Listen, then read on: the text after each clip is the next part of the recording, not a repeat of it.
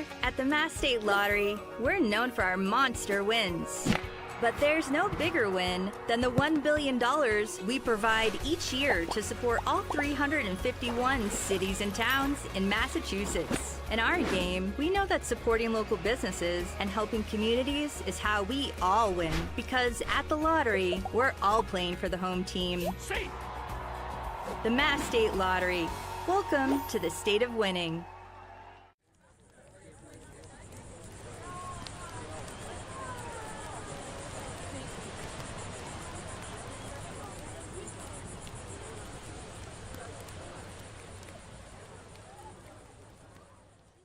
When you need to be seen for a minor illness or injury, Cape Cod Healthcare Urgent Care is here for you with high-quality, full-service walk-in care. ER expertise meets urgent care convenience at our 6 urgent care centers, which are staffed by board-certified ER providers and located Cape-wide from Falmouth to Orleans. Cape Cod Healthcare Urgent Care is open daily and offers a cost-saving option for everything from sprains to stitches, with timely treatment in under an hour for most patients. View online wait times at capecodhealth.org/urgent care. Cape Cod Healthcare Urgent Care. Minor emergencies, major attention.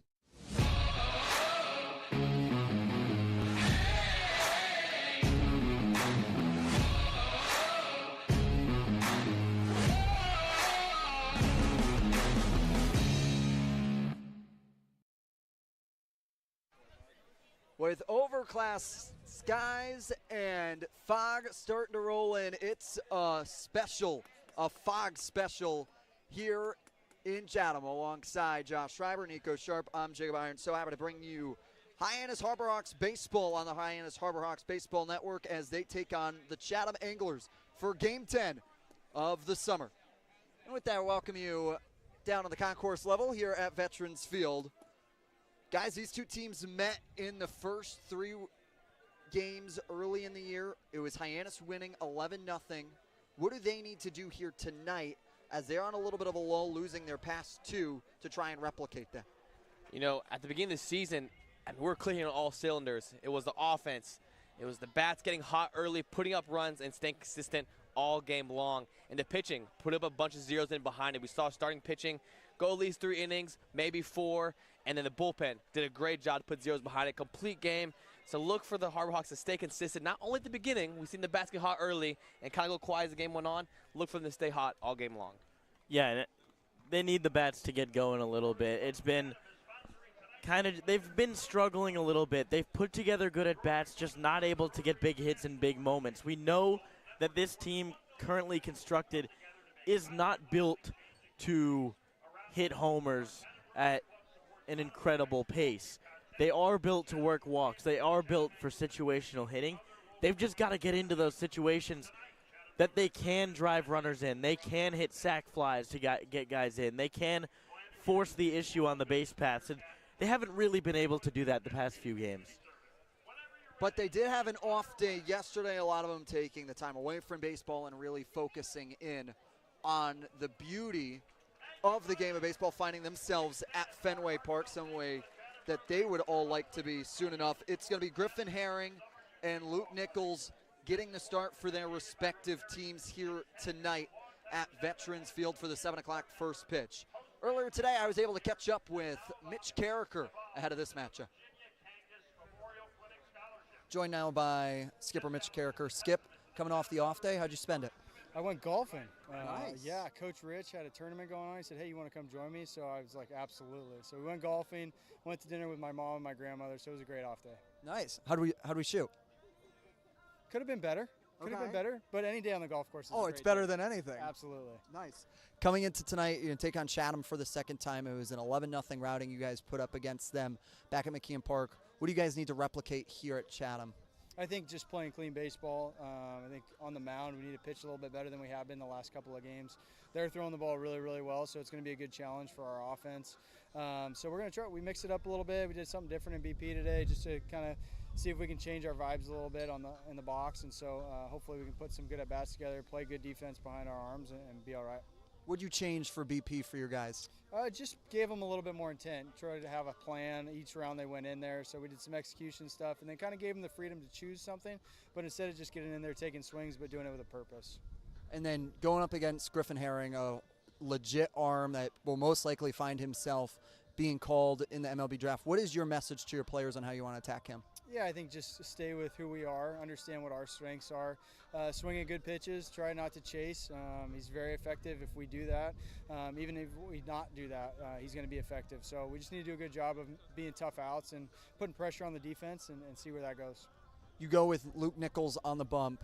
Had a great start last time. What do you need to see from him as well to continue on his good summer? I think just the same thing he did his last start. I think he gave us a really good chance to win. Our defense has been playing really good behind our guys, and I think he's a guy that can get us a lot of ground balls. If he can just be in the strike zone early and often and work out of the middle of the plate, I think he's going to be just fine.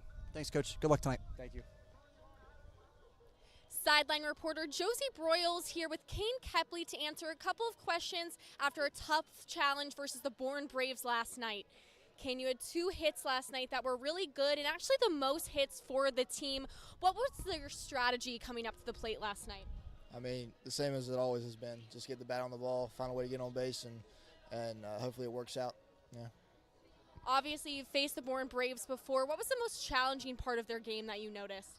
They're really good at pitching. They got really good arms on their staff, and they can fill it up, and they got stuff with rise, stuff with sink, and they mix up a lot of stuff, challenging hitters and stuff, yeah.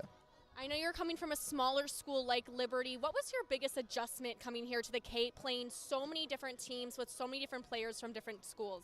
I mean, I guess it's just arms at the end of the day. Everybody's good. Like, you're not going to get in the back end of a bullpen where guys aren't as good at. It's at the end of the day, it's the top guys in the country, and I'm facing them every single day, and I love the challenge. Awesome. Thank you so much. Thank you. This week we've been working a lot with doing play-by-plays, just doing behind-the-scenes stuff with sports broadcasting, which I never really realized how much went into it, but it's been really cool. They've grown a lot. I've never really done like a program like this before, so like seeing all the behind-the-scenes have like really grown. I've learned how to really just gain confidence in my play-by-play speaking, and I've learned more terms here when it comes to directing and producing, and I've just had a great time with John Rook. Doing the play-by-play stuff and all that, being with a guy like John Rook, understanding what like the major kind of entails doing this camp, just really a preview for what you do here at Dean or any other college doing broadcasting, so I'm definitely more prepared to make this a job of mine.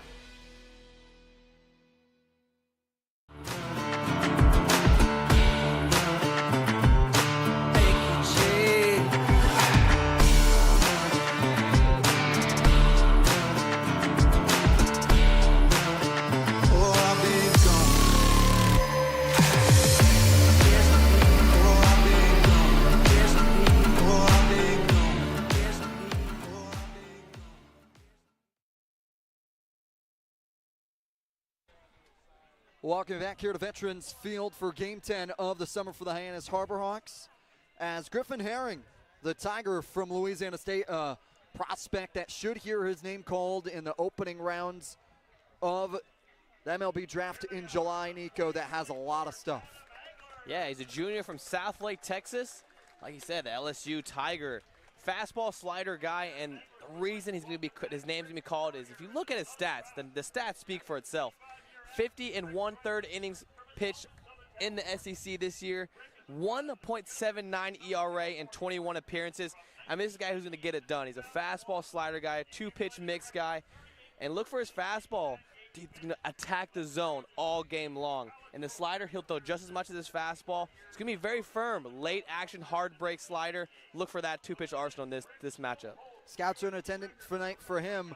But it's some Hyannis Harbor Hawks bats, Josh, that can try and show their names on boards. Yeah, absolutely. Starting off with Kane Kepley, Eric Snow, and Wallace Clark. Those 3 guys have been really solid for Hyannis as of late. Kane Kepley started off a little bit slow, but has started to pick it up as of late. Then you got John Gazdar, Michael Detallo, and Anthony Silva. They're the 4, 5, 6. John Gazdar having one of the best seasons on Cape Cod so far this season. Then rounded off with Nick Groves, Manny Garza, who just announced his commitment to Arizona State, flipping from Rice, so congratulations to him, joining the Big 12 next year.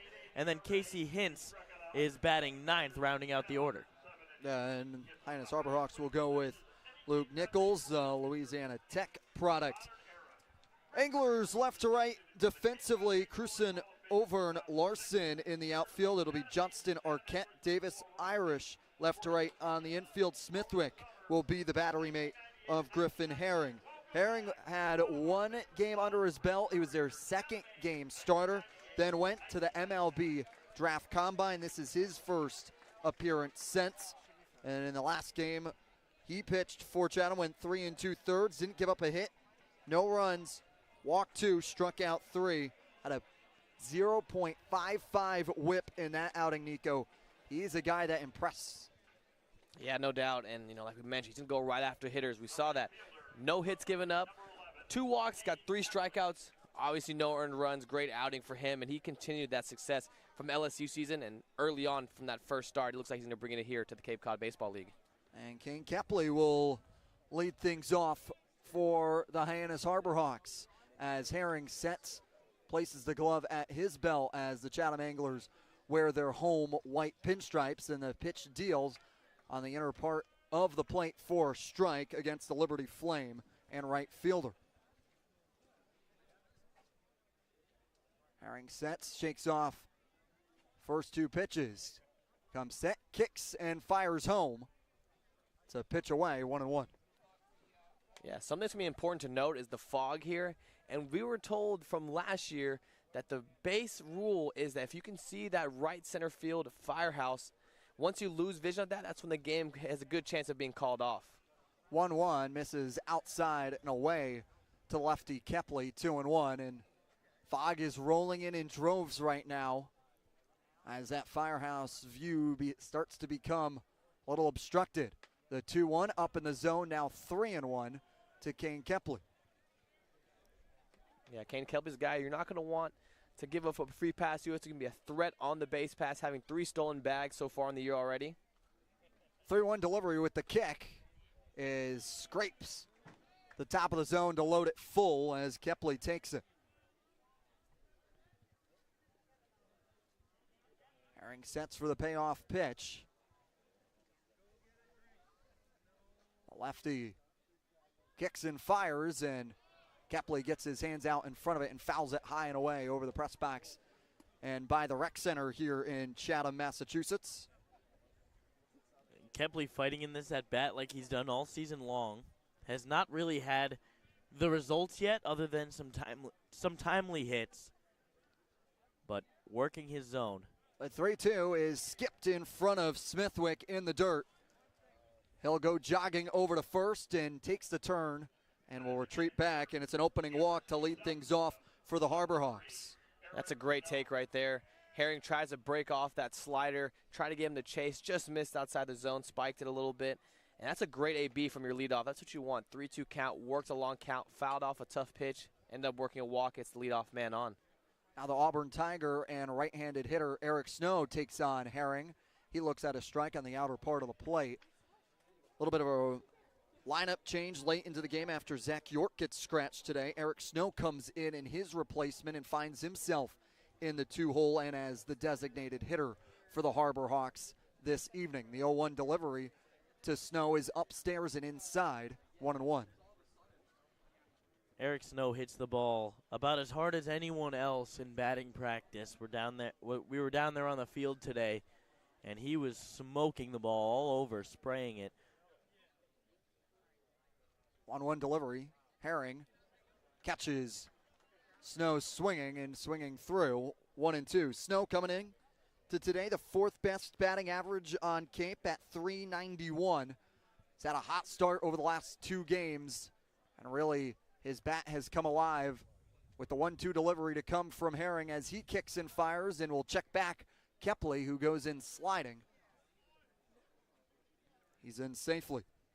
Herring's a guy with a pretty good pickoff move, pretty quick leg lift, short. It's not a slide step, but it's not a long leg kick, so it's going to be a short, but so it's a quick move over to first base as well. Going to keep Kane Kepley honest over there at first base. 1-2 fire will go back to Kepley. Irish able to go out and grab it before it went trickling into foul territory. And not only a good leg lift, but also good arm action as well. Going to act like he's going towards home. His body, his upper body goes towards home, and then flips it over to first base pretty late. 1-2 finally comes home to Snow, is high and away. And lefty's batter's box to the righty, 2-2. Herring, a guy typically that will pound the zone. So far, 2 long counts to the first 2 Hyannis batters. 2-2 comes home and is low below the knees of the righty to load the count full, and now the 13th pitch of Herring's outing is set to come.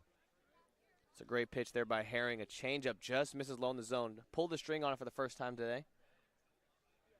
The 3-2 deal is fouled away into the parking lot right behind home plate here at Veterans Field.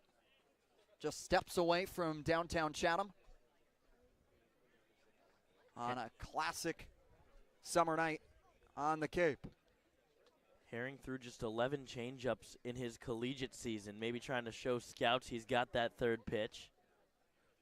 3-2 to Snow is launched into foul territory again.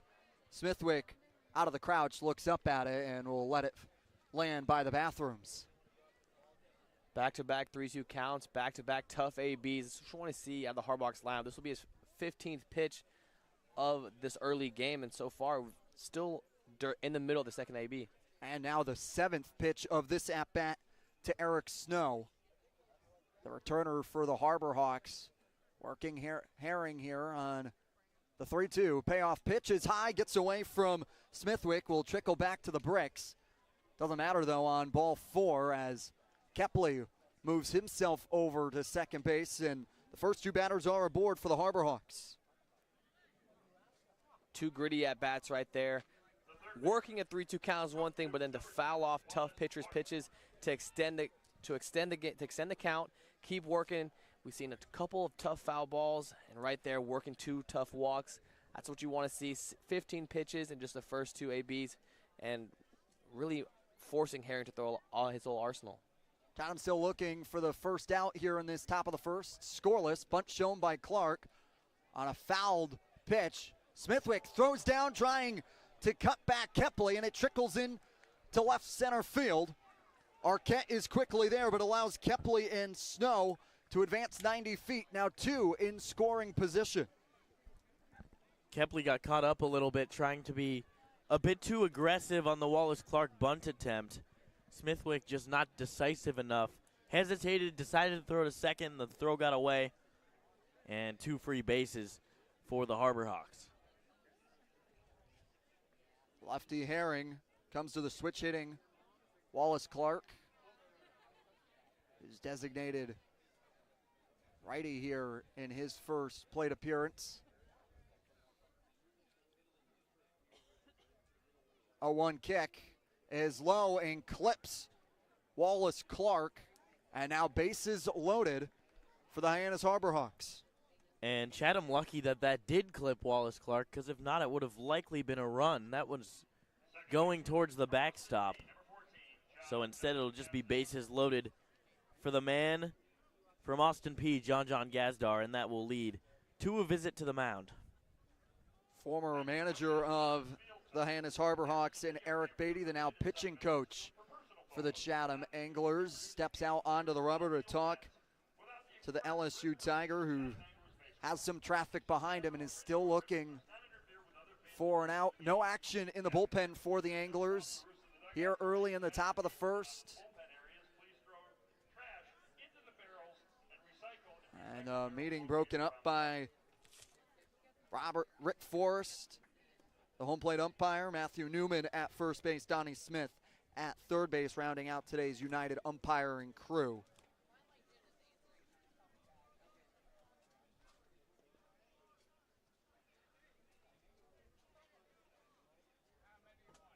Nothing pitch to come to John Gazdar. Herring delivers home, and it's high and away to the Austin P. Governor. He's leading the league in RBIs with 13 and 6 in batting average with 364.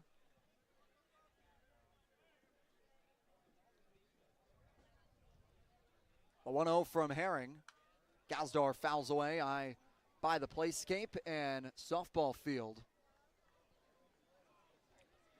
And the Chatham infielders, the corners are playing with their toes on the grass, just barely on that edge of the grass, and then up the middle, double play depth. A 1-1 from Herring as Gazdar fouling it back into the glove of Smithwick for the second strike. Harbor Hawks trying to take advantage with bases loaded here, still looking for their first run though. It's the first three have been able to get aboard for the cleanup hitter, John Gazdar. The 1-2 is swung on and missed. A big strikeout from Griffin Herring to get the first out. But it doesn't get any easier. Michael Detallo stands up next. It's a great job there by Herring to settle back in. Missed arm side pretty badly in that first pitch and then locks right back in on the zone. And that's what we saw from his first outings. When he's throwing strikes and filling up the strike zone, he's pretty unhittable. He's missing a lot of barrel, gave up no hits, and had a couple walks in his last appearance. So look for him to really get back in the strike zone and lock in. First pitch from Herring to Detallo is in the dirt. Smithwick drops to an A to keep it in front of him. 1-0 to the DBU Patriot. And now with one out, the corners will move back a player about even with the bag. Detallo batting .286 so far on the summer. Now the 1-0 from Herring is outside, now 2-0. Struggling to find the zone right now, Nico. Yeah, seemed to miss arm side a little bit with his fastball so far, but doing a great job with his pulling the string a little bit on every changeup and slider. Has been able to keep his shoulders in and putting it low right in the zone. Doing a great job so far with his off-speed and breaking balls. 24th pitch of this top of the first. Darts in on the inner part of the zone for strike as Detallo holds. Advancing the count to 2-1.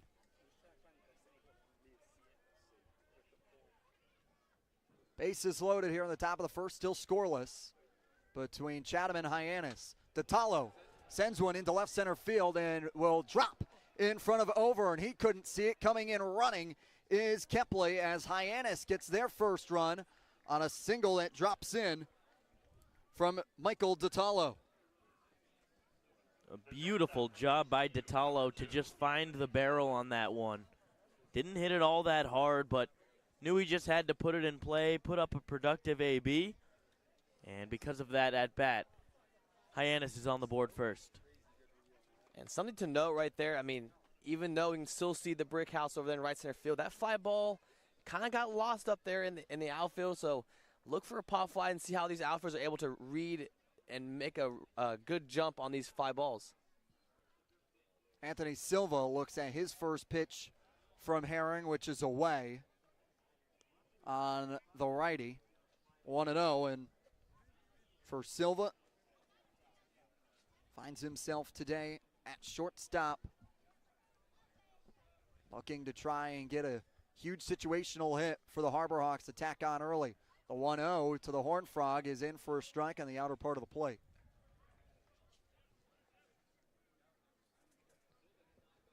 Seeing a lot of changeups so far here from Herring. He's mostly a fastball slider guy during the year. Seems to be working on that changeup, pulling the string a lot to these right-handed batters. 1-1 to Silva. Swings and misses on the breaking pitch. 1-2. That one of the first sliders we've seen today. Normally throws it almost 50% of the time. Almost using the Cape League as a chance to display a new pitch.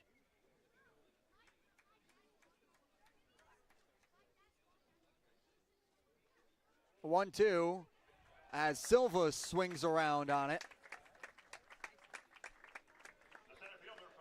For the second out and the second strikeout for Griffin Herring. Yeah, Silva just swung right over the top of that one. Once again, Herring doing a great job of pulling the string.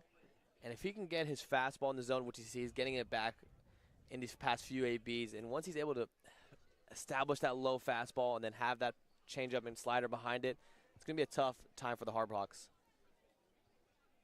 Now Nick Groves, the center fielder. will look at a pitch on the outer part of the plate to the lefty for strike, 0-1. And that fastball low and away, it's going to set up all of his pitches. And now anywhere else he goes, if he stays on that outer half, the ball's just going to stay in that tunnel and then break away last minute. It'll open up so many options for Herring. As Herring steps away from the rubber for his first disengagement. Now, if you're Nick Groves, you've got one of the tougher lefty-lefty matchups you could have. What is your strategy going into this at-bat? You know, you got to see fastball. Obviously, slider breaks off really hard right behind it. Got to see the ball up. 0-1 is down and away, 1-1. And so right there you saw a breaking ball low in the zone. So if he's looking up right there, because all of Herring's pitch are going to have a little bit of downward tilt to it. So if the ball's low and starts low in the zone, then you understand that that ball's most likely to break low and for a ball, and you saw that right there. The 1-1 to Groves is into the zone for strike. Then all of a sudden he runs a front door slider in on you, and Groves left frozen. Now the 1-2 for Herring to try and work out of it with only allowing one run to plate. He started the bases loaded through the first three, though 1-2 is outside on Groves, 2-2. It's a great play slider, working right. I mean, it was used as a chase pitch right there, puts it on that outer half. Somehow Groves able to spit on it to even the count back to 2-2. The 2-2 from Herring as he kicks and fires is up in the zone. Tad outside for a full count. Payoff pitch, bases loaded. 2 outs here in the top of the first between Chatham and Hyannis, with Nick Groves looking at a pitch, and he struck out looking. Griffin Herring works himself out of the jam, but it's not before the Hyannis Harbor Hawks get on the board. They lead 1-0 as the Anglers pick up the bats for the first time. We'll tell you about Luke Nichols, the Hyannis pitcher, when we come back. Here at the Mass State Lottery, we're known for our monster wins. But there's no bigger win than the $1 billion we provide each year to support all 351 cities and towns in Massachusetts. In our game, we know that supporting local businesses and helping communities is how we all win. Because at the lottery, we're all playing for the home team. The Mass State Lottery. Welcome to the state of winning. When you need to be seen for a minor illness or injury, Cape Cod Healthcare Urgent Care is here for you with high-quality, full-service walk-in care. ER expertise meets urgent care convenience at our 6 urgent care centers, which are staffed by board-certified ER providers and located Cape-wide from Falmouth to Orleans. Cape Cod Healthcare Urgent Care is open daily and offers a cost-saving option for everything from sprains to stitches, with timely treatment in under an hour for most patients. View online wait times at capecodhealth.org/urgent care. Cape Cod Healthcare Urgent Care. Minor emergencies, major attention. Luke Nichols gets his second start of the summer for the Hyannis Harbor Hawks, Nico. Yeah, the Louisiana Tech native, junior, staying at 6'2". Another southpaw, seeing southpaw matchups here early in this game. He's got a little short arm action. You know, he's not going to be a big wind-up guy. He's going to come straight down here, straight over the top. Fastball is going to be high 80s, low 90s. Got a nice changeup as well to feed in right behind it. Going to have a hard, sharp breaking slider for a 3-pitch mix. And the Chatham Anglers has some pop in their bats. They certainly do. We were watching them take batting practice, and the ball was flying out of the yard despite the wind and the humid air kind of holding it back. But that lineup will be Austin Overn, Jet Johnson, and Ike Irish, the former Cape Cod League All-Star in 2023 with the Brewster Whitecaps, now with the Chatham Anglers playing first base. Then 4 through 6, it's John Gazdar's teammate at Austin P, John Bay, Iva Arquette, and then Chase Cruson in the 6th hole. And then they'll follow it up with Jaden Davis, Campbell Smithwick, 8 and 9. Austin Overn comes in with the 6th best batting average in the Cape Cod Baseball League at .364. 2 games ago, led things off for the Chatham Anglers with a first pitch home run. Angler fans would love to see that here tonight as Luke Nichols settles in for his first pitch of his 2nd start. He kicks and fires, and the lefty doesn't get the call, and the appeal down to Donnie Smith at third says over and went around.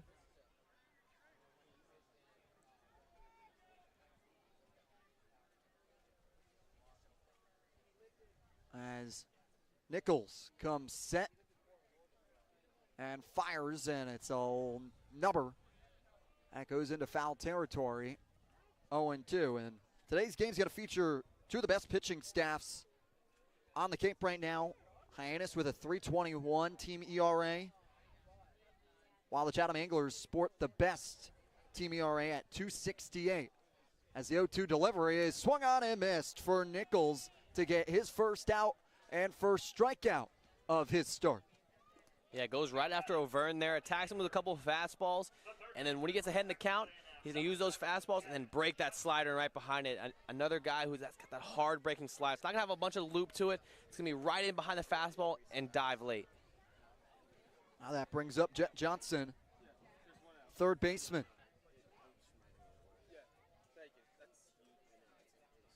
Nichols deals in low and below the knees on Johnston for a ball. Johnson from Texas A&M wasn't on championship team, was able to come out, get a couple extra reps with Chatham as the 1-0 misses and finds the zone 1-1.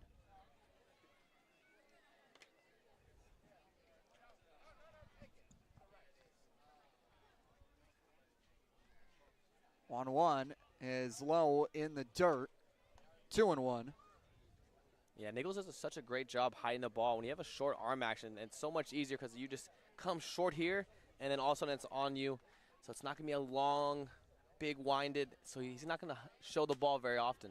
2-1, slow chopper over to Gazdar at second. Sidearm throws to Ditalo at first for the second out. Really just not great contact there. A beautiful job by Luke Nichols to get that pitch in on the hands of Johnston and get the second out. Now with 2 outs to his name, he'll face Ike Irish, the Auburn Tiger. Batted .319, was a first-team All-SEC honoree. His first pitch is outside for a ball from Nichols. With Fogg continuing to roll in here at Veterans Field. A 1-0 kick from Nichols. Finds the black for a strike on the outer part of the plate, 1-1. Yeah, you can really see under the lights that fog, rushing in. You can see the flag out there in the center field. Howling, moving from left field to right field. So that wind may be a little bit of a problem, too, for these outfielders. 1-1 as Rick Forrest, the home plate umpire, says Ike Irish holds on, but is a strike nonetheless. Now the 1-2 for Nichols' 11th pitch of the half inning, and it's a swinging strikeout for the Louisiana Tech Bulldogs. Harbor Hawks lead 1-0 after 1 here in Chatham on the Hyannis Harbor Hawks Baseball Network. This week we've been working a lot with doing play-by-plays, just doing behind-the-scenes stuff with sports broadcasting, which I never really realized how much went into it, but it's been really cool. They've grown a lot. I've never really done a program like this before, so seeing all the behind-the-scenes, so really grown.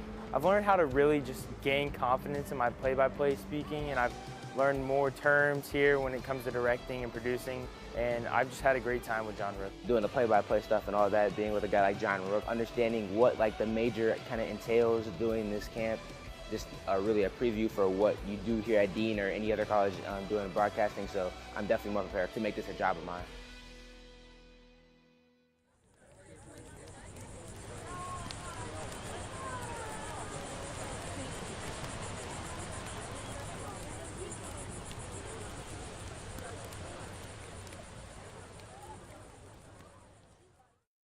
When you need to be seen for a minor illness or injury, Cape Cod Healthcare Urgent Care is here for you with high-quality, full-service walk-in care. ER expertise meets urgent care convenience at our 6 urgent care centers, which are staffed by board-certified ER providers and located Cape-wide from Falmouth to Orleans. Cape Cod Healthcare Urgent Care is open daily and offers a cost-saving option for everything from sprains to stitches, with timely treatment in under an hour for most patients. View online wait times at capecodhealth.org/urgent care. Cape Cod Healthcare Urgent Care. Minor emergencies, major attention. Welcome back to Hyannis Harbor Hawks baseball on the Hyannis Harbor Hawks Baseball Network. Hawks lead 1-0 after one, taking on the Chatham Anglers on this foggy night on the eastern part of the Cape. Griffin Herring comes out to deal with Manny Garza, Casey Hintz, and Kane Kepley, the 8, 9, and 1 hitters for his second outing. Yeah, look for him to go right after these Harbor Hawk hitters. You know, we saw them have a little, they weren't able to find barrel, but still able to scratch across the run. Got a couple walks, hit by a pitch right there. So look for him to go right after these Harbor Hawk hitters. Still hasn't given up a hit all Cape, or only one hit all Cape Cod season. The 1-0 is upstairs and away to the newly minted Sun Devil in Manny Garza. 2-0. Taking his talents from Rice. Or to the Big 12, the 2-0. Finds the zone right above the knees on middle third of the plate. 2-1. Yeah, Garza's a guy who's a great defensive catcher. Still looking to find a little bit of offense from him so far. Still a little bit of an adjustment. Seen a couple of good swings from him, getting hard contact. It'll be some time, you know. We've seen catchers switch out more often than everyone else. So a couple good ABs here, and we've seen that in the past few games. 2-1 is fouled up by the Snack Shack. Setting up for the 2-2 to come from Herring. He kicks and fires to Garza. Breaking ball is away to load the count full. Quickly working his pitch count after a lengthy first inning of work. Will now have his 42nd pitch delivered to Garza right now on the 3-2 that he's able to turn on and drop in front of Larson into right field for a single for Manny Garza. That time a changeup that just gets left up in the zone. That can happen when you're working on a new pitch. Manny Garza does a fantastic job staying back on it and just lacing it the other way. 96 off the bat. That brings up Casey Hintz, a two-way left fielder from Arizona. First pitch of his AB is in for strike. 0-1, a defensively sound individual that came in Pac-12 championship to shore things up for the Wildcats and get their automatic bid into the NCAA tournament. Back in late May, the 0-1 is away, 1-1. Yeah, I love that story that Matt Coates was able to give to us last game. You know, you see Casey Hintz, a guy who's seen on the mound a couple times, 2 appearances, but like you said, made a defensive change in the back half of that Pac-12 championship. He was put in left field as a big guy they can trust in a big moment. 1-1 to Hintz is breaking ball inside. That skips by Hintz's feet, 2-1.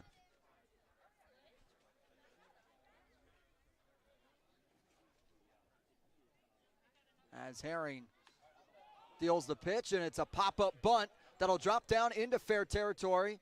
Picked up by Herring and applies the tag to Hintz, who was frozen in the box for a hot sec, thinking it would trickle foul, but got caught up in the infield grass. Herring was there, and advancing Garza over to second. Yeah, no, he popped the ball up, and either he had no idea where it was or thought it got caught, but just stopped running for a moment. Not that like it would have mattered anyways. He would have been tagged out just as easily, but a nice job by Hintz to get the bunt down, even if it did hang up in the air for a moment. 0-1 to Kane Kepley is for strike. It's on the outer part of the plate. Kepley last time walked and came around to score.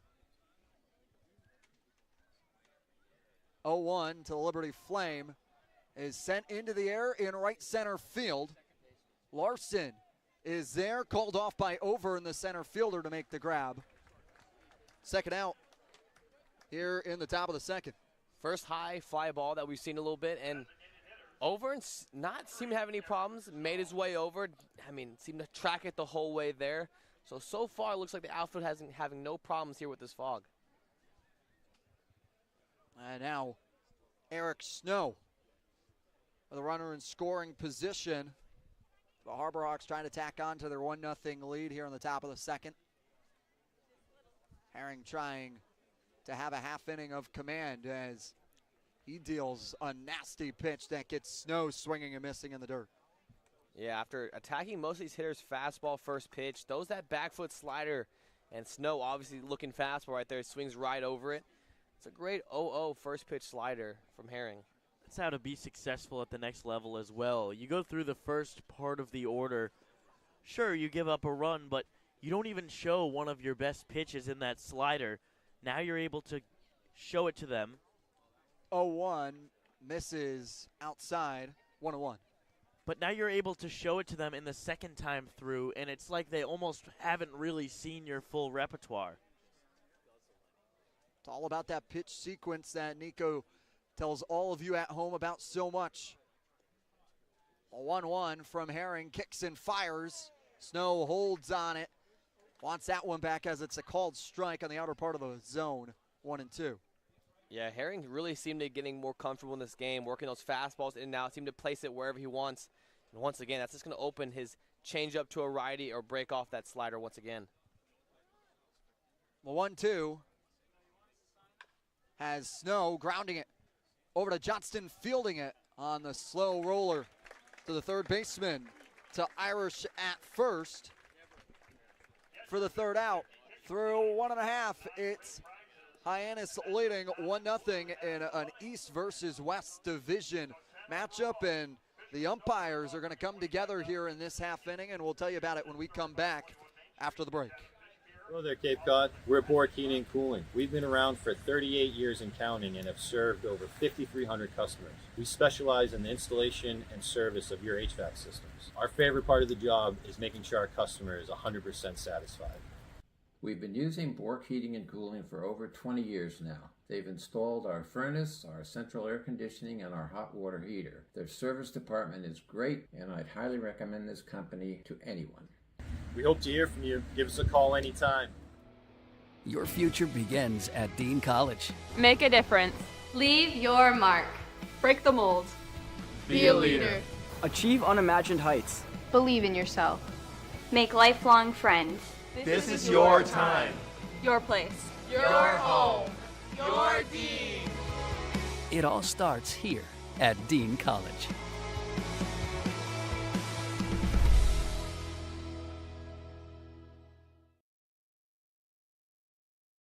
When you need to be seen for a minor illness or injury, Cape Cod Healthcare Urgent Care is here for you with high-quality, full-service walk-in care. ER expertise meets urgent care convenience at our 6 urgent care centers, which are staffed by board-certified ER providers and located Cape-wide from Falmouth to Orleans. Cape Cod Healthcare Urgent Care is open daily and offers a cost-saving option for everything from sprains to stitches, with timely treatment in under an hour for most patients. View online wait times at capecodhealth.org/urgent care. Cape Cod Healthcare Urgent Care. Minor emergencies, major attention.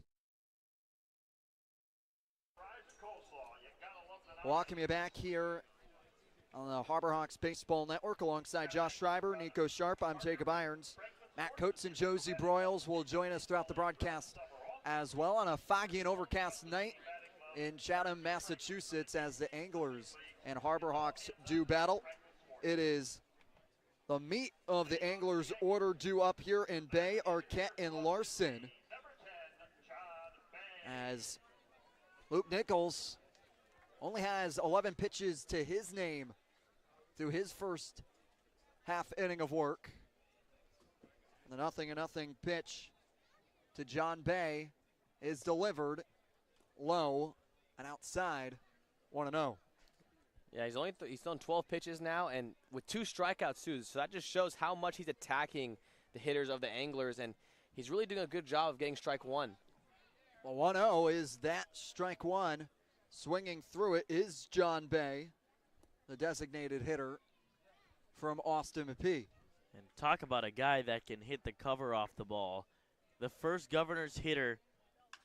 The 1-1 is sent into right field as Kepley has it and watches it go over the fence, and it's a homer for John Bay, and we're tied at 1. Well, he couldn't have timed that one any better. I was going to say the first Governor's hitter to record 20 doubles and 20 homers in a season. Before I could finish that thought, he went yard here to the opposite field, that short porch and right. Made that swing look easy too. Pitch on the outer half, just use his hands, just seemed to flip it over there, and the power that he attains hits it over 314 over there in right field. And now it's Iva Arquette, the shortstop, to take on Nichols. The first pitch to Arquette skips before his left leading foot on the righty for a ball.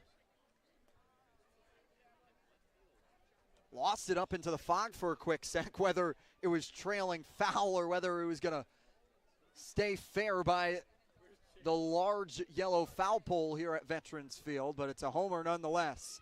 The 1-0 is inside, 2-0. It was just such a beautiful piece of hitting by John Bay. Going with the pitch, I mean, off the bat, didn't look like anything that was really carrying that much, and it went over the fence fairly easily. Kepley just gave it a look.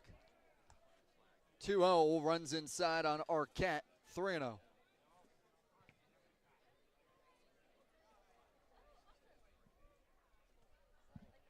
.30 pitch is low and inside.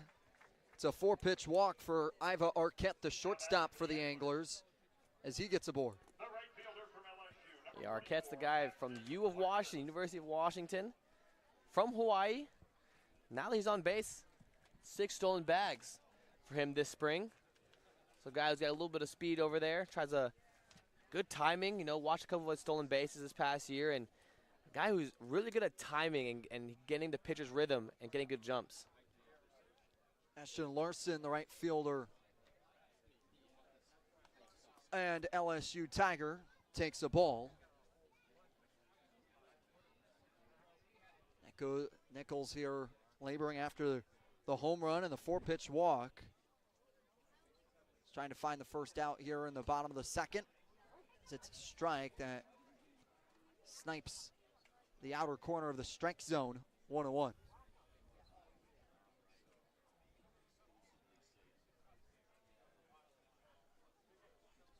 Larson only his second game of the summer for the Anglers, as the 1-1 is poked over to Silva at short. Up to Ganjan Gazdar at second, and trying to turn it to Ditalo at first. It's not in time, but they get the lead runner in Arquette. Yeah, good flip from Silva. Good feed to Gazdar. Gazdar, the strong throw over there to the first baseman, Ditalo. Just able to beat it out. You know, it's a short chopper. Working towards the 6-hole. Silva had to walk away from second base a little bit. So, great turn, but just able to beat it out was Larson. Now Chase Crusum, the left fielder, and Duke Blue Devil with a runner on first in Larson. 0-0 pitch. Runs inside on the lefty. 1-0.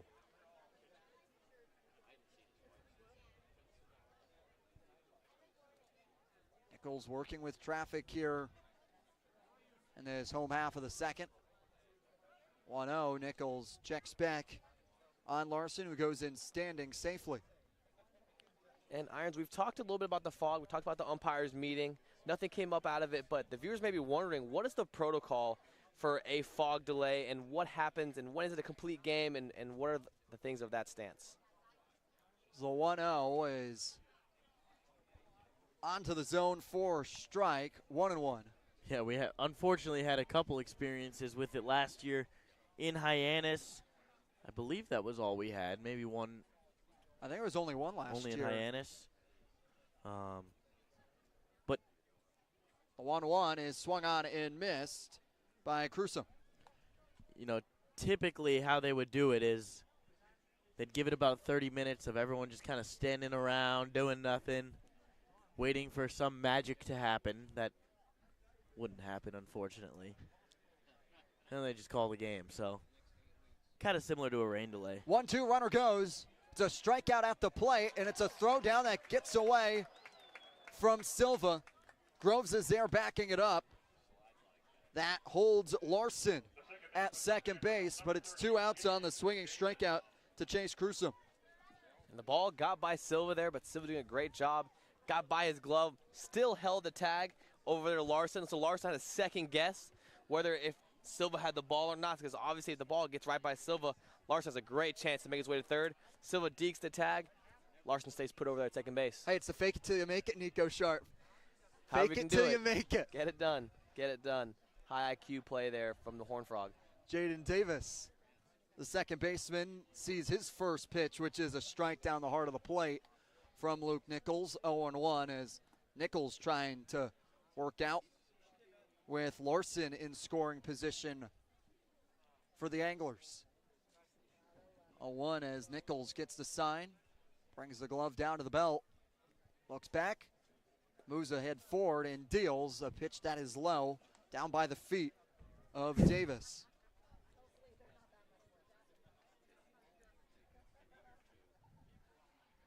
Right now Davis from Vanderbilt. Yeah, SEC Player of the Week last year at one point. 1-1 inside, 2-1. Was injured in April, squaring to bunt, but still played 46 games for the Commodores. 2-1 inside. Can't get Davis to bite as he holds on it for a pitch inside, 3-1. Nichols trying to go inside twice there, just misses inside. Working hard, glove side, trying to put it on the hands of Davis. Just misses, not by much. Count now is 3-1. The deal from Nichols inside by the knees again. And now that's Nichols' second walk of his outing so far. And puts runners at first and second in Davis and Larson. And here's my guy, Campbell Smithwick out of Ole Miss. The sweet left-handed swinging catcher. Going to be a big opportunity for Nichols here to avoid the top of the order. Get the 9-hitter here to avoid a much more difficult situation. As Smithwick looks at a pitch in the middle of the plate, but low, 1-0. But this is how you avoid those big innings. Attack the bottom of the order and make the outs there. If you're able to get the bottom of the order on base. As the 1-0 misses, 2-0, and now Garza's out to have a conversation with his hurler. But you're just better set up to succeed. The top of your order, no matter what level you're at. I know we're in the Cape League where 1 through 9 every team is stacked. Every team has guys that were likely the best players on their team unless they played for an SEC-type school where they just have, I mean, similar to the Cape League, everyone is the best of the best. But the bottom of the order guys, you got to get them out because you get to the powerful guys at the top in Austin Overn, Jet Johnson, Ike Irish, who was a Cape League All-Star, and they're the ones that are going to do the most damage. The 2-0 to Campbell Smithwick. is able to get called a strike on the outer part of the plate to the lefty. It's a lefty-on-lefty matchup here in this AB. Now the 2-1 to come from Nichols. He kicks and fires. Pitch that. Cuts inside. 3-1. Yeah, I need to go right after him here. And you talked about the stacked 1 through 9 lineups. So he is your 9-hole. He is the catcher. Hitting .462 so far in this summer ball league. And so he's a guy who's seeing the ball well. So 3-1 is a dribbler that stays in fair territory all the way down on the dirt on the first base line, fielded by Detallo as he steps on the bag for the 3 unassisted. But it's a half inning highlighted by John Bay and a homer that ties the game at 1 between Hyannis and Chatham. You're listening to Hyannis Harbor Hawks baseball on Hyannis Harbor Hawks Baseball Network. This will be your college. This will be your home. This is where you will join a community that supports you, cares about you, pushes you, cheers you on, challenges you, inspires you, helps you reach your dreams. Open your eyes to opportunity and your mind to possibility. Your future begins here. Make a difference. Leave your mark. Break the mold. Be a leader. Achieve unimagined heights. Believe in yourself. Make lifelong friends. This is your time. Your place. Your home. Your Dean. It all starts here at Dean College. Hey Cape Cod, we're Bork Heating and Cooling. We've serviced over 5,300 customers on and around Cape Cod for almost 40 years. We install and service your heating and cooling system, and our #1 goal is to ensure we do the best job we possibly can to make our customers happy. You have the triple cheerleading squad for Bork sitting here. They repaired our heating system, took care of our air conditioning system, and they set something up with the remote system that they installed for us as well. Yay, yay, yay for Bork. We love them. Give us a call when you're in need of HVAC services. Hope you enjoy the game.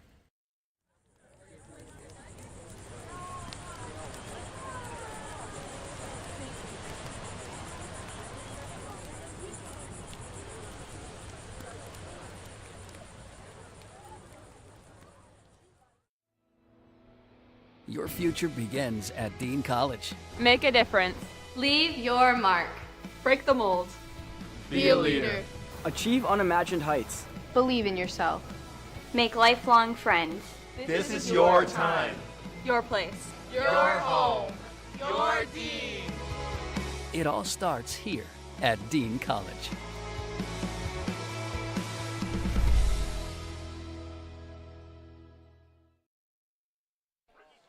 Welcome back to Veterans Field. Griffin Herring's night is done, and it brings on a fellow SEC product from Georgia, Brian Zeldin. Yeah, Brian Zeldin, a guy who sports 5 different pitches. He'll go fastball, cutter, slider, curveball, changeup. And none of them he throws over 27% of the time. So he is going to make guys keep guessing. He's a guy that transferred from Penn before last season, had a 5.66 ERA with the Bulldogs, 3-3 in 55 2/3 innings. And he was the back end of the bullpen type guy. 6 saves on the season, 51 strikeouts to 30 walks, and opponents hit 268 on him.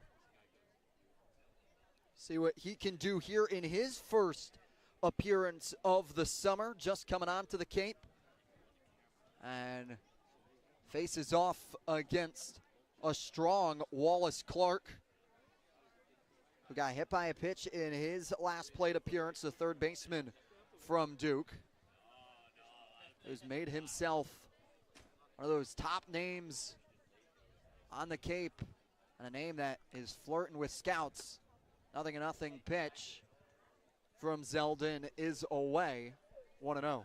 It's pretty rare that you see a bullpen arm have an arsenal with 3 or more pitches at this point. You know, it's not too uncommon. So 1-0 finds the outer part of the zone for strike called on. It's not too uncommon where pitching coaches are telling them, hey, I want you to specialize in 2, maybe 3 pitches, and make those pitches great. 1-1 to Clark is low, 2-1, and get a taste of Zeldwin's speed. He is fast coming in as he settles in and delivers with 10 seconds on the pitch clock as pitch that just nearly grazes Clark on a breaking ball inside. 3-1. Yeah, pitch right inside. Had to make Wallace Clark lift those hands, get him out of the way. 3-1 is fouled back by Clark, 3-2. 92-mile-an-hour fastball low in the zone. Yeah, his fastball's going to have some sink to it, especially when he's arm side. You know, it's going to be like a 2-seam sinker, so it's going to make sure when you're the Harbor Hawks hitters, you got to see that ball up once again. Understand that fastball, even the fastball, have some downward tilt to it. Payoff pitch is taken for strike as Wallace Clark walks back into the dugout for a strikeout looking. Seemed like a backdoor cutter that time from Zeldin. Just froze Wallace Clark. It starts off over the plate, and Clark is just left looking as it comes right back in. Catches a good chunk of it. Now John Gazdar will get his first look at the Georgia Bulldog. He went down swinging and missing to Griffin Herring in his last AB. First pitch to Gazdar is away for a ball. A 1-0 is fouled up into the trees here at Veterans Memorial Park. 1-1. Yeah, I love watching John's ABs, especially the teammate. We talk about him all the time. Is after he took that first pitch curveball. 1-1 is a grounder over to Davis. Comes up with it, collects. Throws a tad away from Irish. But Irish able to use his length to reach out for it to stab it out of the air. 2 away. Yeah, saw another breaking ball right there. Used his hands. Try to go the other way. That's how they teach you to do it. Just got a little bit on top of it. Hits it right to the second baseman, Davis, for out number 2. Now Michael DiTallo, who has the lone hit for Hyannis back in the first. As he looks at a strike. 0-1. 93 in the zone. DiTallo likely taking all the way there.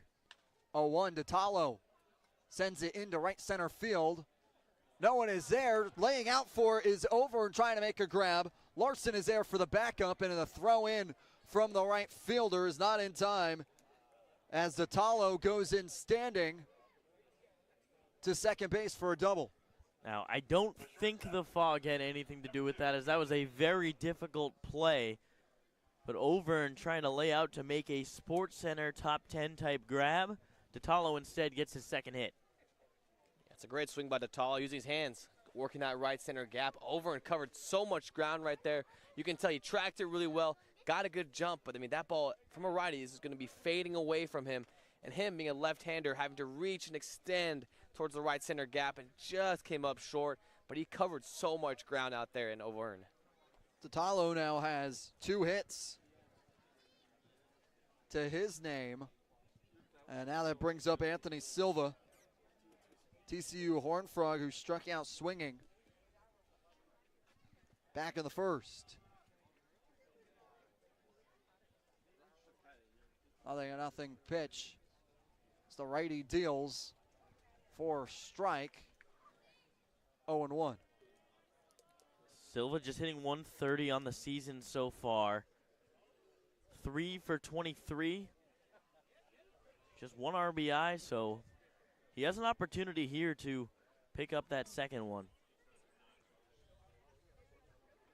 0-1 leg kick from the righty is called for strike as Silva watches it go by. 0-2. Yeah, I caught that outside corner, and we talked about it. That sinker started away.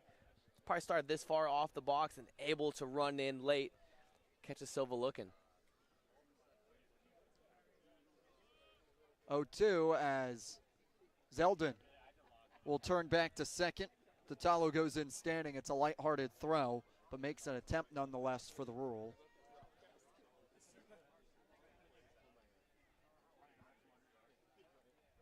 Now Silva trying to work some two-out magic with Tatalo on second. Harbor Hawks trying to retake the lead in a 1-1 game as he looks at a pitch away, 1-2. Yeah, showed slider right there. Silva doing a great job with the take. Jacob Irons understanding, seeing the pitch move towards Silva, working away, starting from right to left. 1-2 leg kick. Swing and a miss. Brian Zeldin gets his second strikeout of his outing. And it's a big one, stranding Michael Tatalo at second base. We're knotted up at 1 through 2.5. We now bring in our good friend and sideline reporter, Josie Broyles. Afternoon, Josie. Thanks, guys. Yeah, Kane Kepley was first at bat today and put the first run on the board as well. And he also made 2 really good hits in last night's game. I was able to catch up with him, and one thing he's noticed from all teams on the Cape, but especially Bourne last night, is that every pitcher really does have an amazing arm, which is one thing he likes to keep in mind when up at the plate. Even Chatham today has been playing a little bit more of a challenge on the Hawks compared to last time they faced each other. But coming from a small school like Liberty, I also asked him if there were any difficult adjustments for him to make. And he said coming to terms with the fact that he's not playing with individually drafted teams anymore, but with teams that are made out of the best guys in the country. He quotes and says that he loves the challenge. Back to you.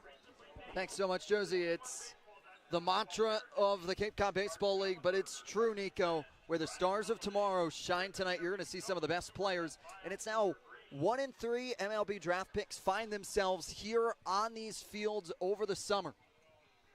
Yeah, it's pretty crazy. I mean, you see it time in and time out. Because, during the year, especially when you're playing in series, you're going to see the best guy game 1. You're going to see the next best guy game 2. But once you get to that back half of the bullpen in game 2 and then game 3, teams seem to be shuffling around for pitchers, but that's not the case here. You're going to see the best arm from every team, and the depth, you can see it. I mean, they're going to have the bullpen. They're going to have the starting rotation. It makes it tough every single AB here on Cape. And I think it was poignantly said by John Gazzaro when I talked to him. You're seeing everybody's Friday night guy. There is not a Friday night guy that is not on the Cape, and these are the best of the best pitchers for their staffs in college, but they all then come together to play as a team. It's ultimate teams on steroids. Yeah, you see it in the spring. It's very easy to say, hey, let's get to their bullpen, guys. Let's get to their bullpen, make this starter work. But here, every single game, the guy coming out of the bullpen is going to be his school's best arm. You're going to see it time in and time out, so obviously you want to say get to the bullpen, make the starting pitching work, but the bullpen is going to be just as good. Luke Nichols, the starting pitcher, is back out for his 3rd inning of work, and the first pitch to Austin Overn, the leadoff batter for the Anglers, is away 1-0. Overn struck out swinging to Nichols back in the first. Now the 1-0 is low below the knees, now 2-0.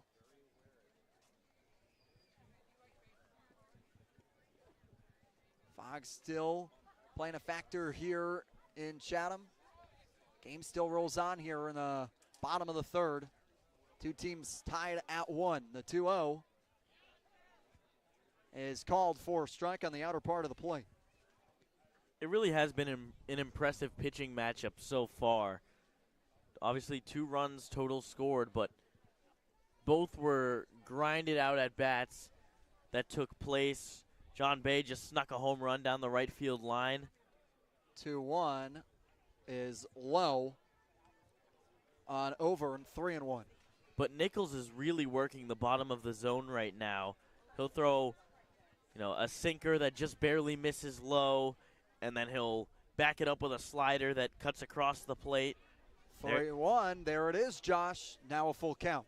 Yeah, there you saw that sinker that started on the outside and just crept across the outside corner, but all 3 pitchers now, I guess, have been really living on the edges so far today, not missing by much. Payoff pitch is fouled back by Overn to keep his at-bat alive. Yeah, and one thing you saw there from Nichols, even when he getting behind in counts, he's not just going to feed him a fastball middle, and try to get it over. He's still working corners, still staying to his approach, and staying away and staying on the bottom quadrant of the zone.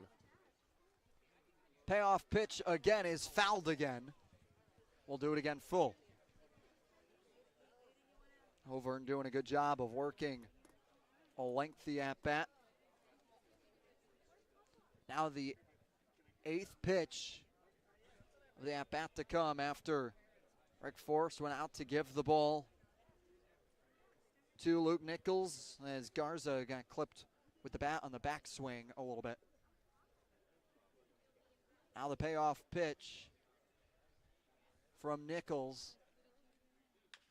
It's a light tapper over to second base. Gazdar is there. Nichols is going to have to come over to cover, and it's not going to be in time. The speedy Overn beats it down the line for a leadoff single for the Anglers. Man, Overn flew down the line out of the left-handed batter's box. Nichols was not slow off the mound, but Overn just somehow got down there quick enough. Yeah, it's one of those plays, once you see Detallo come off the base and go for the ball and just come up short, you knew it's a foot race between the pitcher and Overn right there, and Overn easily, with his speed, being able to beat that out, working for the infield single. Now Jet Johnston will show bunt. It's a pitch that is high off the padding, as Overn's able to grab second easily on the wild pitch. And now a runner in scoring position, a bottom of the third for the Anglers. Yeah, moves 90 feet closer. Now, yeah, like you mentioned, they got a duck on the pond over there at second base. Got a guy with good speed. Here still early, no outs. Base hit, you know we'll score him here with that speedy Overn. Already showing a lot of that speed this inning. Jet Johnston. We'll look at the 1-0 from Nichols. It's called for strike. 1-1. Both these two teams, 2-game losing skids, trying to right the ship here in Chatham tonight. Nichols comes set, drops the glove down to his belt and deals a fastball that gets by Johnston, swinging and missing.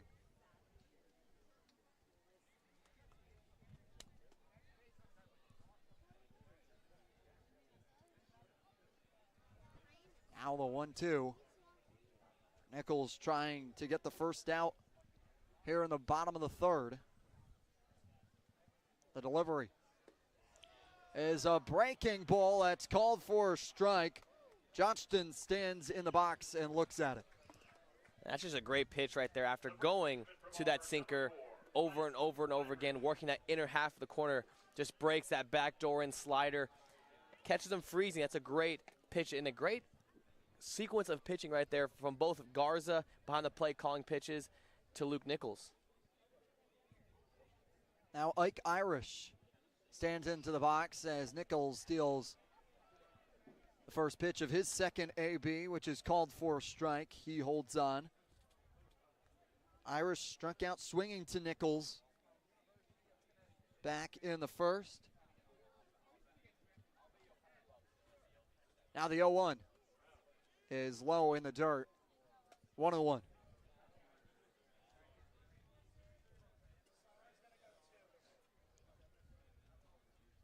Yeah, after hitting that bottom third with that fastball, tries to put that slider in right behind him. Try to use it as a chase pitch. Tries to use the both pitches and tunnel them behind each other. 1-1, runner goes on the motion. Garza's throw down to third. Gets away from Clark on a wild throw that goes into foul territory. Overn comes in easily. It's now 2-1 Anglers. And that's just the pressure a speedy guy can do. Overn got a magnificent jump right there. I mean, even with a perfect throw, perfect exchange, not really much of a chance for Garza to be able to throw him out over there at third base. The throw pulls it wide, pulls a little glove side, and Garza, ball gets away. Overn able to score easily.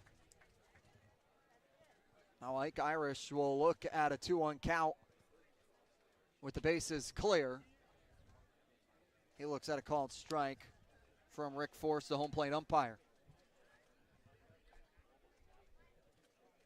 Anglers now leading 2-1 after throwing error by Garza. 2-2. Lightly tapped over to Clark at third. Gloves it on the hop.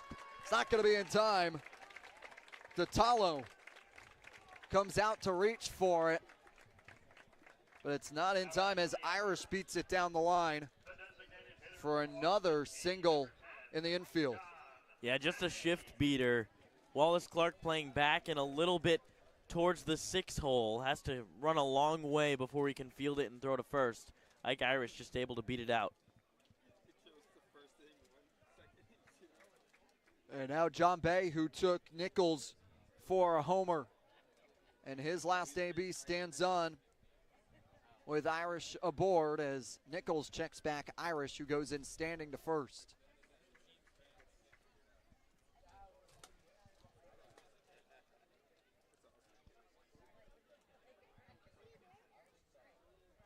John Bay shows bunt, fouls, and it clips Garza, and he's down to the ground here. Man, not sure where that got him, but I don't think he got any part of those leg guards. Maybe the inside of the right knee is hard to tell, but he seems to be all right. Gives a thumbs up to manager Mitch Carricker and the trainer for the Harbor Hawks. Jen Hollis takes the walk back after Garza has a brief conversation with them and looks them off. And now Bay behind the lefty on righty matchup with Nichols. Nichols settles, drops the glove to the belt, and deals home. Pitch low in the dirt, skipping right in front of Garza, 1-1. Yeah, Garza does such a great job back there day in and day out.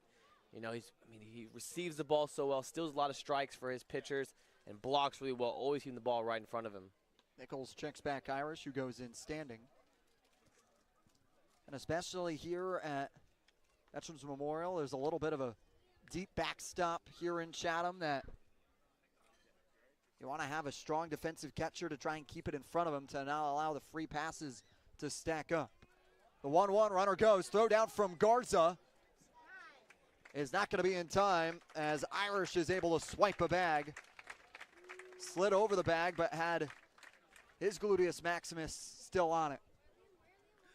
Yeah, clearly the Anglers have some sort of read on Luke Nichols, the pitcher. They've been stealing constantly this inning. Going on the leg lift. Yeah, he has a pretty decently high leg lift, and they're just going on first move. So if he picks them off right there, they're going to accept the pickoff. So as soon as he lifts his leg, they're gone, and they made a great jump right there. Once again, not much that Garza can do back there. 1-2, clips the back heel of Bay, and he's going to get aboard on the hit by pitch. Runners on first and second.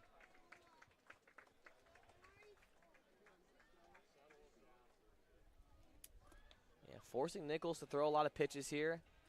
About to throw his 56th pitch. So having him work a little bit more this inning. 2 runners on.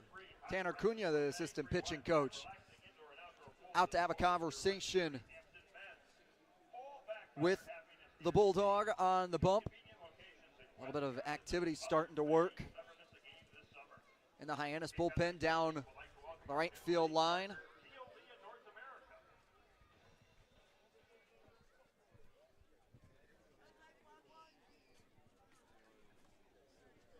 Still can't get a number clearly with the fog playing a factor down the right field line. And now Iva Arquette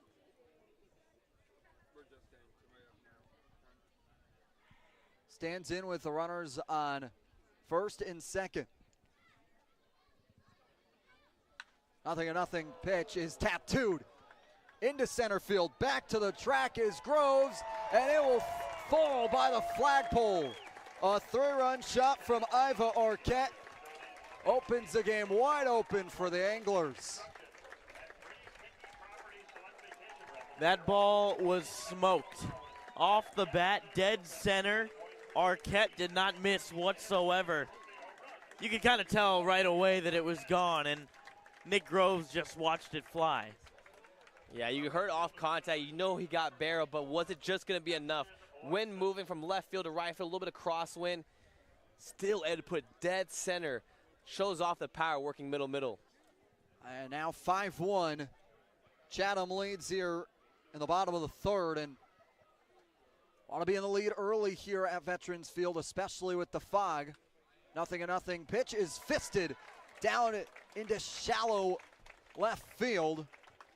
And it's a single from Ashton Larson as he gets himself aboard.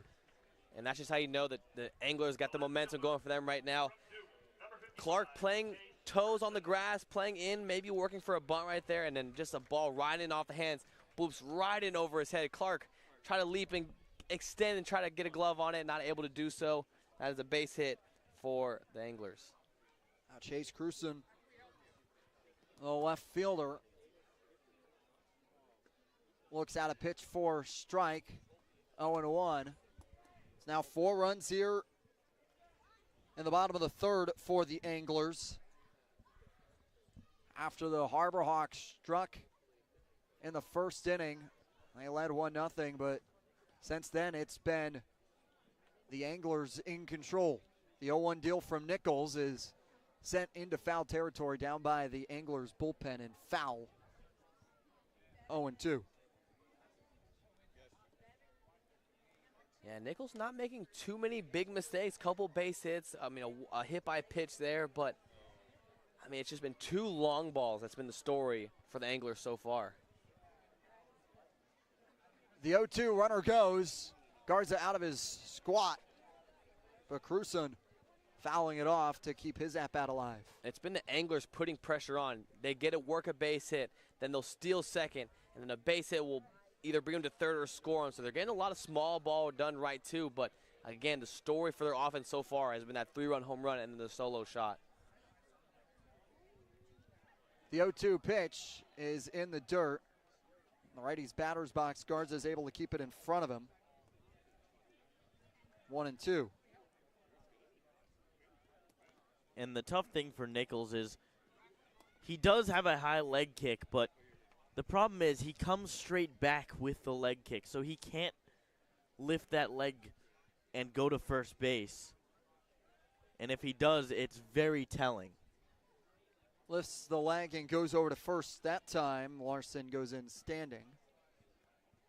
And I guess really to clarify there, he can still lift the leg and go to first base, but it looks different than his actual pitching motion. Runner goes. He's got an opportunity. It's set in a pickle here for Larson as Silva is able to apply the tag on the pickle.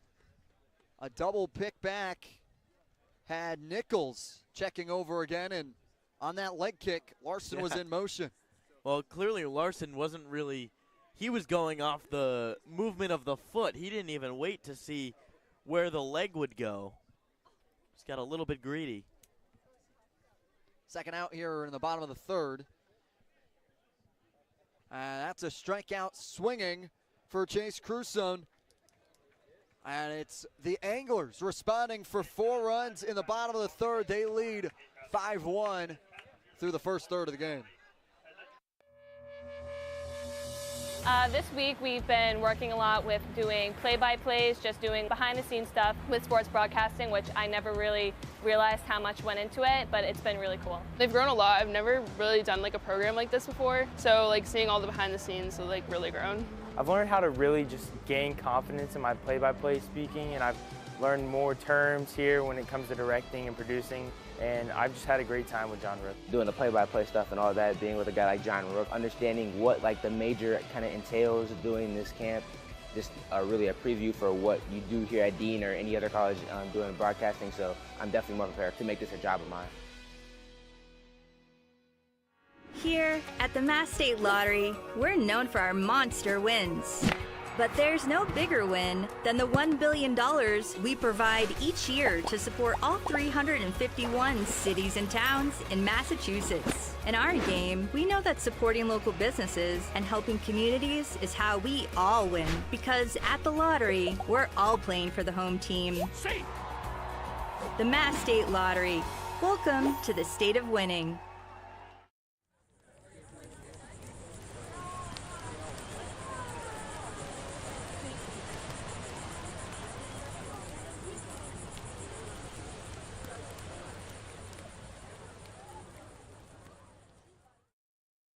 Welcome back here at Veterans Field as we start the fourth inning, and let's get a little inside baseball with Nico Sharp on that pickoff move that Luke Nichols was able to work. So as a pitcher, you have two different moves. You have a good move and you have a bad move. So on purpose, you may like go straight up and then just show the bad move so the runner gets a little more confidence. That's what you saw right there. And so like, okay, so if he does this, that means he'll pick off. You know, but it's a bad move. I can read it easily. And we saw right there. So he showed bad move. Runner made easily, came in standing back up. But then he showed good move, made it very pitch-like, worked really hard, and then last minute throws over the first base for that 45-degree angle. So he showed the bad move first, able to get a read, showed the good move right behind it, got the pick off. So that's what we saw right there. 0-0 pitch to Groves is swung on for a strike. Groves struck out looking back in the first. The 0-1 from Zeldin is in for a called strike, 0-2. And just to be clear, it's not like oh, he has a bad move. No, he's purposely going to have a different look, and then his good move will be very game-like, very aggressive, and then last minute pick over to first base. And that's what it looks like as a lefty. 0-2, drop third strike. That gets away from the glove of Smithwick. It trickles all the way back to the brick wall. And a last resort throw from Smithwick goes high over the head of Irish. And now Groves is able to be aboard via the strikeout. Yeah, finds a way on. A guy with good speed, able to get on first base. And sometimes, you know, here in Chatham, that's a brick wall behind there. But it is a pretty big backstop, but it's a brick wall. Bounced back pretty decently. Still a close play over there at first base, but Groves able to use the speed to get over there. Now Manny Garza, who had a single back in the second, looking to try and respond for the Harbor Hawks as he looks at a 92-mile-an-hour fastball on the outer third and lower part of the zone.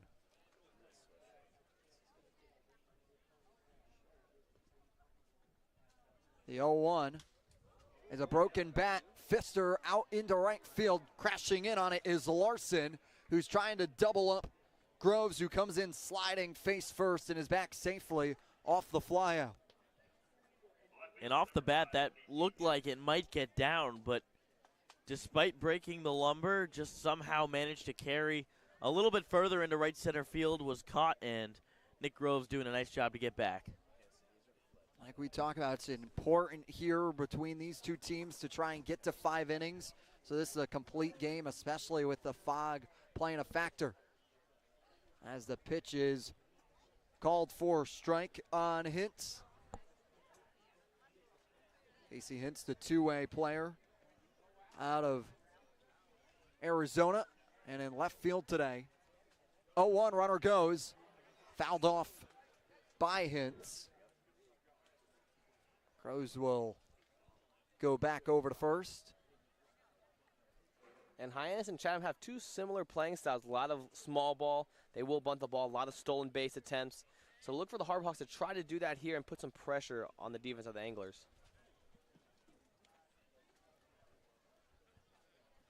0-2. Now to come to Hintz.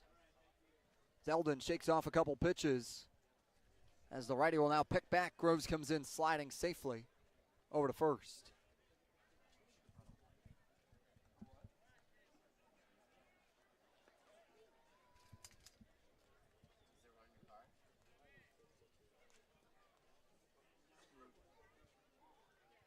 The 0-2 as Zeldin will check back Groves again.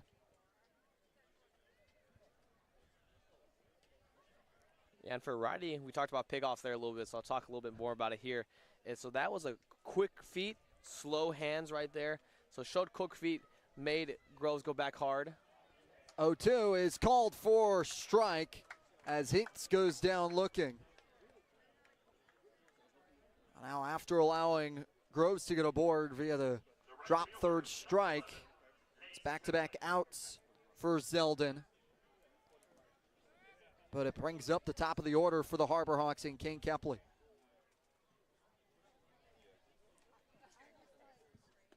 Pitch is low. 0-1. Yeah, doing a great job going right after these Harbor Hawk hitters. Gotten 3 outs so far this inning. Inning still goes on after that drop third strike to lead off the inning. Going right after these Harbor Hawks, able to use his 5-pitch arsenal to his advantage. 1-0 from Zeldin is called for a strike. Runner goes in Groves. He's able to snag second safely. The throw bringing Arquette away from the bag to the left side. Runner in scoring position. And that was a perfectly done delayed steal. Worked the secondary right there, and as soon as that ball was 3/4 of the way, almost close to the pop of the glove, takes the secondary, takes off at second base. Catcher brought it in, stood up, realized he was going, and by that time it was too late. Groves had stolen the base. 1-1. Zeldin checks back Groves, but Arquette was not there. So just has to make a throwing motion in an attempt.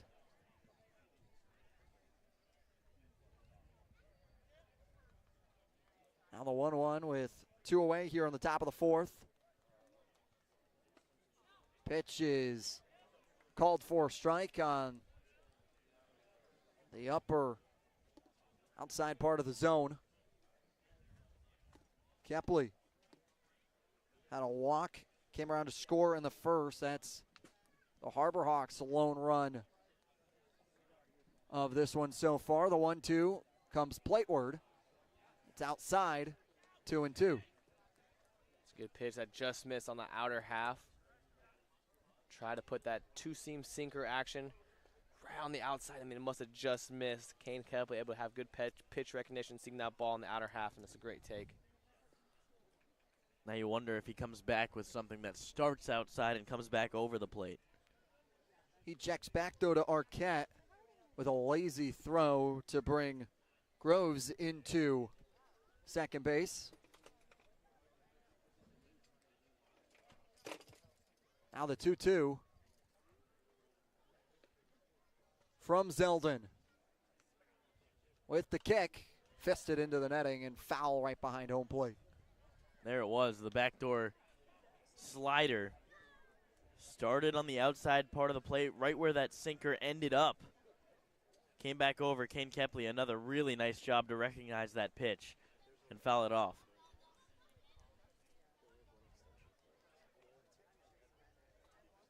Two is upstairs. Great job by Kepley to hold on the pitch and not widen the zone. To now set up a full count. Payoff pitch comes plateward, and it's outside, and Kane Kepley works his second walk of the evening. Second walk and second deep 3-2 count he's got himself into. Great job fouling some tough pitches. Again, this is a guy who's got a great bat-to-ball skills, 89% contact rate this past spring, 91% contact rate with pitches inside the zone. So this is a guy who's a great job in pitch recognition, great bat-to-ball contact. Now Eric Snow will foul off. First pitch he sees into the trees and by the playscape. And the Harbor Hawks want to take advantage with runners on here as they find themselves down 5-1 to the Anglers in the top of the fourth with the fog intensifying. The 0-1 to Snow is inside and low, 1-1. Yeah, great breaking ball right there. Great pitch recognition from Eric Snow once again to leave off that slider that missed. Started in the strike zone. You saw it was a very active take by Eric Snow. Now the 1-1 is away this time to the righty, 2-1. Working really nice at bats, but as we mentioned in the pregame, now's where you need to put together that big hit. 2-1 is low. Now 3-1 that skims the dirt. Here in Chatham as the wind whips from left field all the way to right field on a blustery night on the Cape. 3-1 delivery to come from the Georgia Bulldog is called for a strike. Snow holds on it. Yeah, great take right there. You know, it was up in the zone, but 3-1, when you're hitting your best, you're looking for one pitch in one zone, a ball you can drive. That's a great pitcher's pitch to full the count. Runners will be moving on the 3-2, 2-out pitch. Payoff pitch, runners move, but it's a swinging and missing Eric Snow on the drop third strike. Smithwick checks down to Irish. But it's the Anglers holding on to their 5-1 lead as we go to the bottom of the fourth, right here on the Harbor Hawks Baseball Network.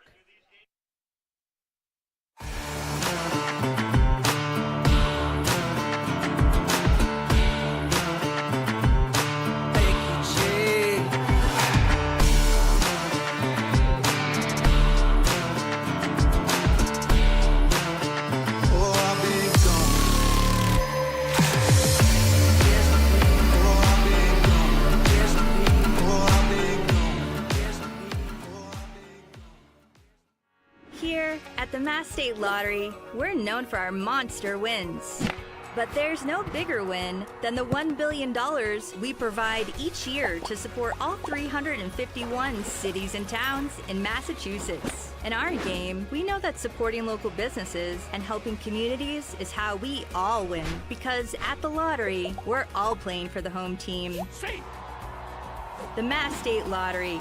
Welcome to the state of winning.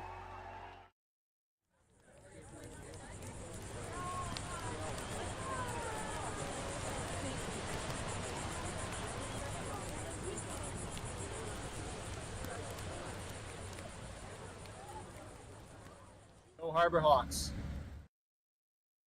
Hello there, Cape Cod. We're Bork Heating and Cooling. We've been around for 38 years in counting.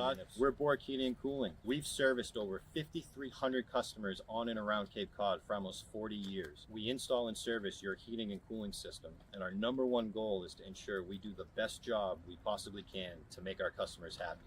You have the triple cheerleading squad for Bork sitting here. They repaired our heating system, took care of our air conditioning system, and they set something up with the remote system that they installed for us as well. Yay, yay, yay for Bork. We love them. Give us a call when you're in need of HVAC services. Hope you enjoy the game.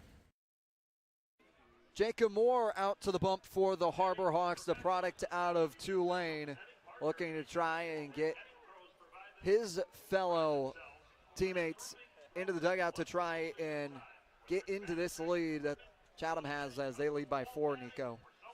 Yeah, Jacob Moore is the Tulane redshirt sophomore. Could be a 2-pitch mix guy, fastball, slider. That fastball is more of a sinker. It's going to have a lot of arm side run, a lot of late dive to it. Then he's have that slider, that hard breaking slider right behind it. And this is a guy, he really cares about the data analytics. He's a guy, we talked to him a little bit, and his spin rate and his horizontal movement is on the rise. Everything seems to be better from this guy every single time he pitches. He faces 8, 9, and 1 in the batting order. Jaden Davis looks at a strike.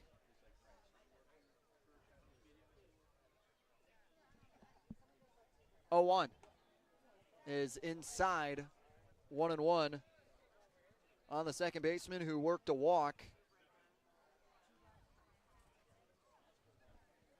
in the second inning.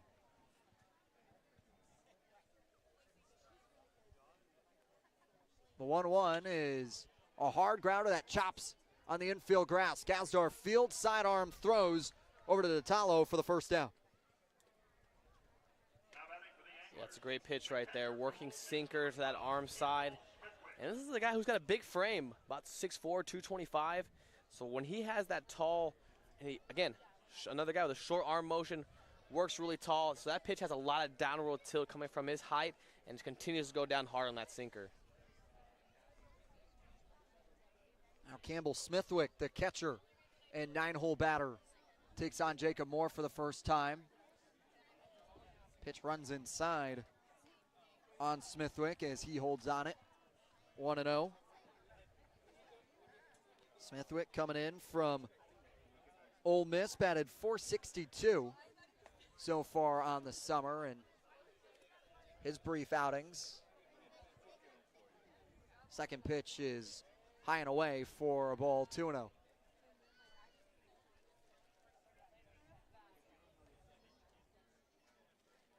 Pitch from Moore is called for a strike on the outer part of the plate, 2-1. Jacob Moore's a fun guy to watch pitch. You know, he comes straight from, working his motion. He goes straight to his ear, hides the ball really well. Short arm motion, once again, not a guy who's going to be very long in his arm action. Going to keep it short, puts it right by his ear. 2-1. Clips the inside part of the zone for a called strike, 2-2.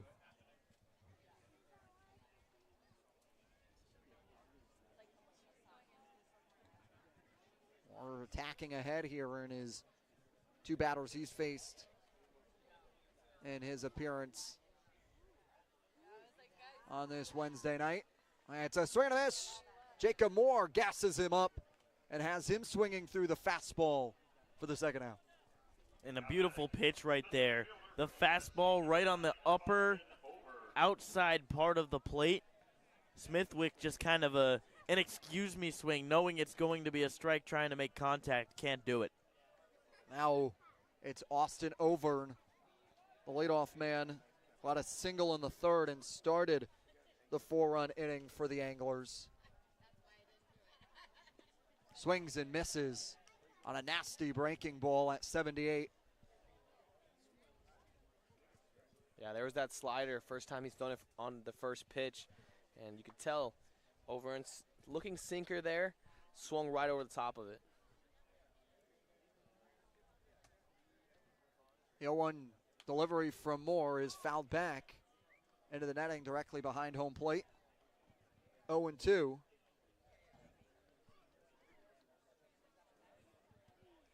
And now Moore's ahead in the count here in the bottom of the fourth. Chatham leading 5-1 on a foggy night on the eastern part of the Cape. The 0-2 delivery is up by the eyes and held on by Overn. 1-2. Good 0-2 pitch right there. Try to climb the ladder. It's so easy for a hitter when you see the ball up there. That ball looks like a balloon. Looks like you can drive into a gap. Ball kept climbing right there. It's a great take by Overn. Let's see if he tries to switch the hitter's eye level right here. Now the 1-2 is sent into left field. Hintz comes on to make the grab after he looked up into the fog for a quick set. Couldn't find it, but then motioned forward, took 3 steps and placed his glove onto the leather of the ball. So we go into the 5th. It's 5-1 Chatham on this Wednesday night. This week we've been working a lot with doing play-by-plays, just doing behind-the-scenes stuff with sports broadcasting, which I never really realized how much went into it, but it's been really cool. They've grown a lot. I've never really done like a program like this before, so seeing all the behind-the-scenes has really grown. I've learned how to really just gain confidence in my play-by-play speaking, and I've learned more terms here when it comes to directing and producing, and I've just had a great time with John Rook. Doing the play-by-play stuff and all that, being with a guy like John Rook, understanding what the major kind of entails of doing this camp, just really a preview for what you do here at Dean or any other college doing broadcasting, so I'm definitely more prepared to make this a job of mine.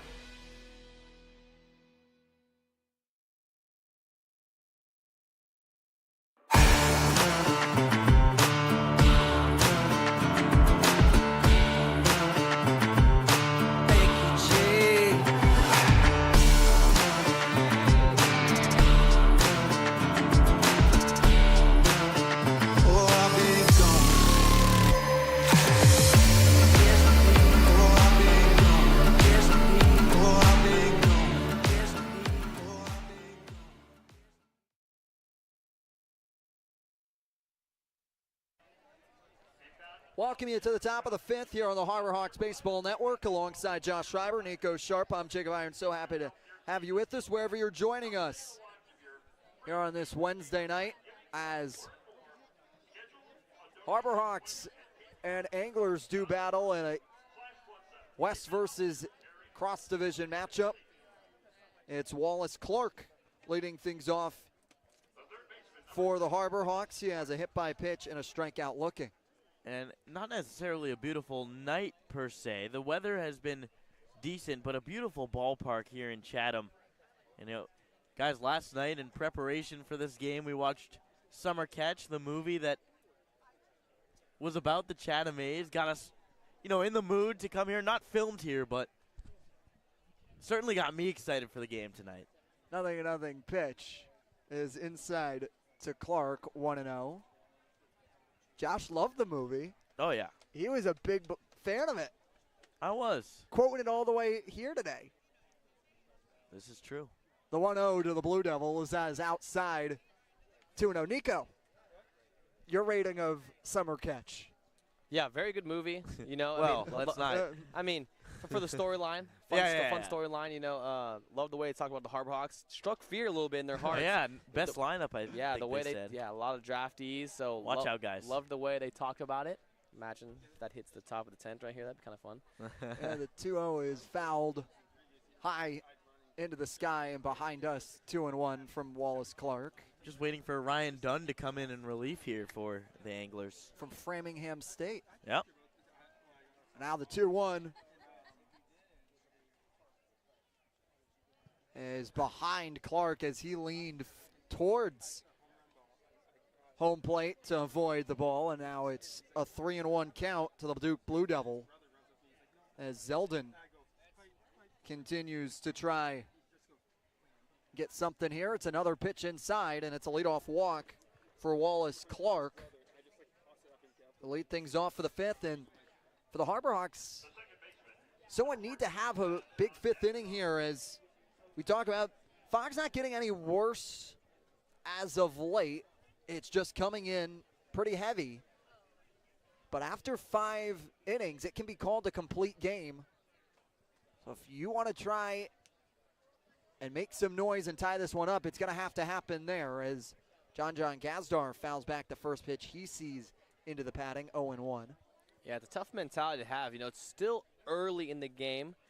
If you play all 9, still early, halfway through, look for Harbor to try to chip away, but understanding that the fog may cause the game to go short, you have to push a little harder, be more aggressive here in this early stage of the game. 0-1 to Gazdar is low and outside on the Austin P. Governor. His name's a Brooke Wallace finalist and has continued his stellar spring onto the Cape. Came into today with a .364 batting average. 6th best in the Cape, and it's a liner that gets down in front of Cruson in left field. Station to station is Wallace Clark over to second, and John Gazdar gets himself a single in his first hit of the day. 94 off the bat from John Gazdar, right into left field. Didn't hit the ball too well. His first 2 at-bats striking out and grounding out softly, but right back on track in his third AB. Now that brings up Michael Detallo, who is 2 for 2 today with a single and a double. Harbor Hawks sporting 2 runners on with nobody out here in the top of the 5th. Pitch is called for strike on the DBU Patriot. 0-1 is Georgia Bulldog and Brian Zeldin.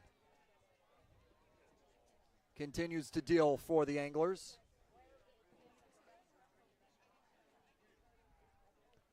The 0-1 is upstairs. Smithwick out of his crouch to go up and grab it, 1-1. And just like the movie, the Harbor Hawks have a lot of guys in the heart of this lineup that are going to scare you a little bit. Hey, these are the guys you're at the face. In this 2-hole, you got Eric Snow hitting .360. Right behind him is Clark, .348. Gazdar, .361. And Detallo at .333. 1-1 is golfed down into left field. It's not called an out. Coming over to second base is Cruson throwing into Davis, and it's a throwing out at second, and Mitch Carricker is out to talk with Donnie Smith, the third base umpire. It was a diving play from Cruson, and it was a called off by the third base umpire, Donnie Smith, that he didn't get his glove under it. It was all grass. Then Cruson made a throw over to second to try and beat out Gazdar, who was advancing. And now Jeremy Sheetinger is out now to have a conversation with the umpires as well, as they now conference. Yeah, pretty interesting play right there. You're going to get both managers not quite happy with the calls they had from, on one hand, for the Anglers, you believe that your left fielder, Newsom, got his hand under it to make the play. And then from Mitch Carricker's side in the Harbor Hawks, you believe he was safe at second base, so the bases should be loaded. Close play over there. Looked like he may have just beaten the throw. Call was called out at second base, so kind of an interesting play there where both managers are a little unhappy with the end result. I mean, either way, if the ball was caught, as they will rule Gazdar out at second base, and the ruling given Jeremy Sheetinger, the manager of the Anglers, is that it's a no catch in left, but it's a throwing out to Gazdar at second for the first down. Well, and what I was saying before was, even if what Chatham wanted was they wanted them to say the ball was caught, in which case you could have potentially had a double play, as the runner, Wallace Clark, did not tag up at second, but he only didn't tag up because it was ruled not a catch. So would have been a very tricky situation. The only difference would be Clark would be on second, not third base. Silva looks at a breaking ball, stays inside 1-0, and it's one of those situations where it's tough play. Fog, have to imagine, came into play there as well. And now a 1-0 to the Horned Frog as Zeldin deals. Silva fouls it high and by the parking lot here at Veterans Field, and that took a windshield. Got to make sure you park away and as far from the field as possible here in Chatham. You want to make sure you don't need to call any windshield repair companies. The 1-1 to Silva is a turning fly ball into right field. Making the grab into the corner is Larson, reaching up for it and stabbing. Coming in on the sacrifice fly is Clark. It's now 5-2 Chatham. Yeah, great swing there by Silva. Using his hands, going right down the line to right field. Hit straight to 314, the foul pole. Larson able to track it down. Got a great jump. Made the play for out number 2. Harbor Hawks do shorten this lead to 3 runs, 5-2. Now Nick Groves with Tatalo on first, as Zeldin will check back the Patriot as he goes in sliding. Tatalo couldn't tag up there on the fly ball. He stayed firm at first. He'll check back Tatalo again, who goes in sliding before pitch has even been thrown to Groves.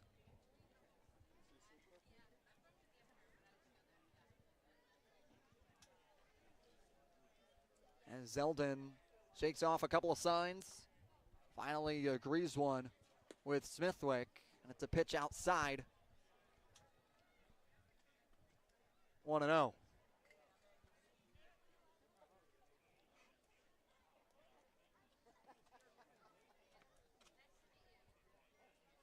Now the 1-0 is called for a strike on the outer part of the plate. 1-1 on Nick Groves.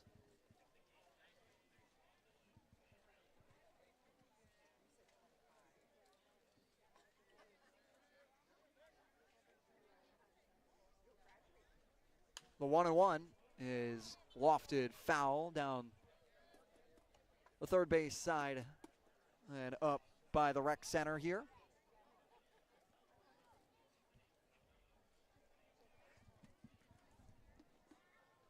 As Groves has a 1-2 count to come from Zeldin with Tatalo on first.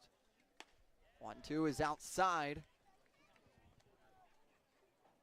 Smithwick giving his hurler props on the good miss. Yeah, up 1-2 right there. Try not to go with that two-seam fastball. Start on the very edge and have it fade off the plate. Try to get him to chase. So that looked like it was a perfectly executed arm side fastball from Zeldin. For the 2-2, they check back on Ditalo, who's so far lived in Zeldin's mind this AB. Already registering 4 pickoff attempts. Now the 2-2 runner goes. Pitch is outside. Strong throw from Smithwick, but it's a high throw, pulling Arquette away from the bag. And Ditalo is able to grab one. Yeah, not really a great jump at first base, but Smithwick kind of caught short-arming it. Not able to get enough juice on that throw down to second. Pitch was away to load up the count. Payoff pitch is swung on and missed. Zeldin gets a big strikeout, but it's not before the Harbor Hawks sneak in a run on the sacrifice fly. It's 5-2. Chatham, we welcome in our sideline reporter, Matt Coates, for more. Matt, how you doing? Excellent, Jacob. Thanks for throwing it over here to me. And as long as the weather permits, guys, stays nice and we can finish this ball game, we're encroaching on a very important time for the Hyannis Harbor Hawks pitching staff. Early in this season, the Hyannis starters have fared off well more than the relievers have. On the bump to start a game, we lead the league with a 1.83 ERA. However, once we turn it over to our arms in the bullpen, that number changes. We are 6th in the league in bullpen ERA at 4.53. After the Wareham game, where the pitching staff as a whole struggled a little bit, I talked to manager Mitch Carragher, and he had a very simple answer when I asked him what was going on with his pitching staff. He said, we left too many balls over the plate, and in the Cape Cod Baseball League, you cannot get away with that. So tonight and going forward on this young season, we're going to have to watch how these relievers do and if they can adjust and hopefully even out that ERA, and the team can level up to a dominant pitching staff top to bottom. And guys, it will be no easy task to come back in this affair. As you look at Chatham, top to bottom, excellent. Second in starter ERA with a 3.19 and first in reliever ERA at 2.41.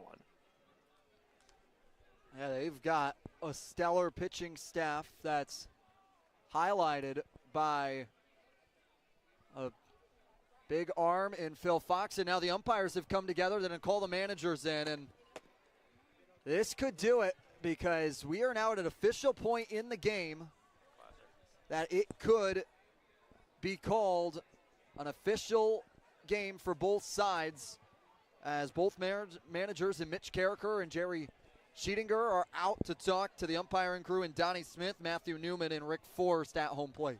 Now, I don't know if anything has changed or if it's different since we do have a complete game, but at least last season they had to wait at least half an hour to make an official ruling on the game.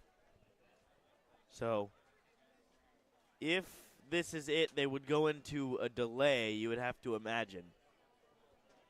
I'm sure we'll get that info soon enough. Well, they continue to have this conversation. It's 5-2. Chatham leading through 4.5.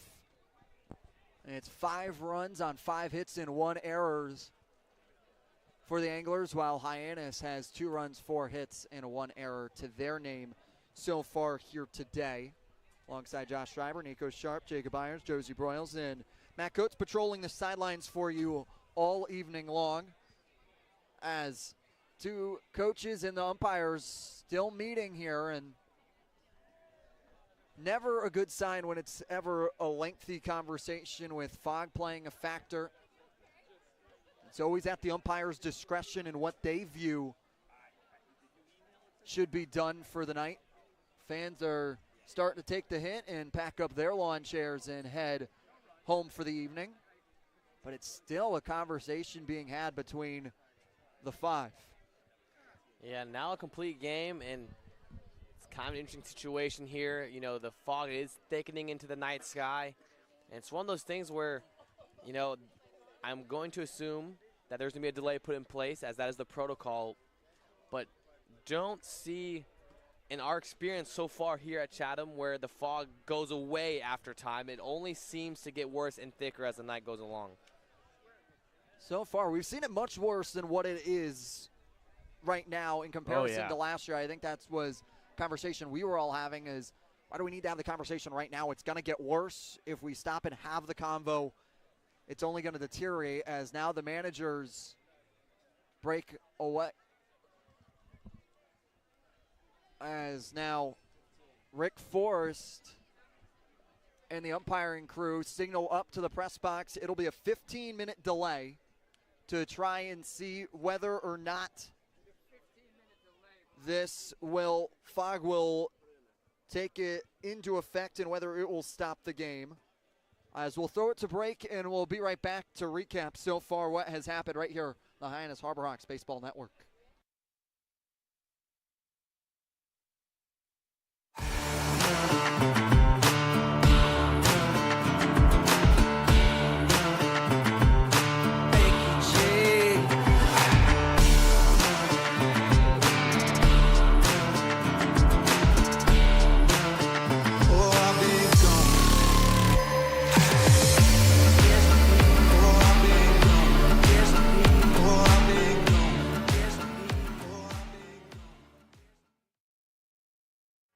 Here at the Mass State Lottery, we're known for our monster wins. But there's no bigger win than the $1 billion we provide each year to support all 351 cities and towns in Massachusetts. In our game, we know that supporting local businesses and helping communities is how we all win. Because at the lottery, we're all playing for the home team. The Mass State Lottery. Welcome to the state of winning. We're Bork Heating and Cooling. We've serviced over 5,300 customers on and around Cape Cod for almost 40 years. We install and service your heating and cooling system, and our number one goal is to ensure we do the best job we possibly can to make our customers happy. You have the triple cheerleading squad for Bork sitting here. They repaired our heating system, took care of our air conditioning system, and they set something up with the remote system that they installed for us as well. Yay, yay, yay for Bork. We love them. Give us a call when you're in need of HVAC services. Hope you enjoy the game. Welcome you back here to Veterans Field as contest between Hyannis and Chatham right now is in a 15-minute fog delay. Alongside Josh Schreiber, Nico Sharp, I'm Jacob Irons. So happy to have you with us here. It's 5-2 Chatham lead right now. What have you seen, Nico, so far in this contest? Yeah, I mean, I've just been a couple mistakes from the pitching staff of the Harbor Hawks. You know, we talked about the big fly, 3-run home run, the solo shot, you know, and that makes up 4 of the 5 runs for the Anglers. And, you know, just a couple, I mean, just those little mistakes, you know, we had a hit by pitch, walks, and a couple base hits. Other than that, it's just the 2 big flies that really changed the game so far. And for the Harbor Hawks on offense, just got to get ahead and stay ahead. We saw them. They went ahead once again. We talk about that. The Harbor Hawks seem to score early, and it's just in those middle innings where we seem to lope a little bit, and it goes a little slow, couple zeros in the top half of the inning. So look for them, if this game resumed, to try to get the bats back in hot. Yeah, the Bat Boys and Ryan Dromboski playing a little bit of catch out there as... Yeah, Ryan Dromboski really getting into it. He's playing a really impressive catcher position right now. The frames have been impeccable. He's giving them every call, Josh, as we have a 15-minute fog delay, and they'll reevaluate when we come back. We'll slate up the screen, and you'll see fog delay for the next 15. And as soon as we have any word on what's happening here at Veterans Field, we'll bring it to you right in your homes across the country. Thank you so much for watching Hyannis Harbor Hawks Baseball on the Harbor Hawks Baseball Network. We'll keep you updated as soon as we know anything.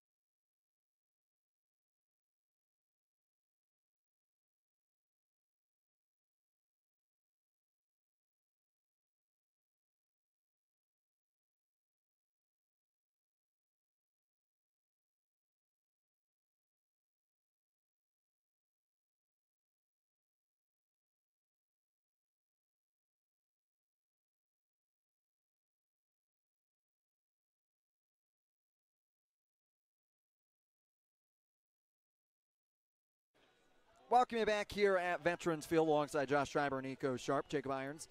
Here with you in a 15-minute fog delay as we are 9 minutes into that said delay as it's the Anglers leading 5-2 through 4.5 right now.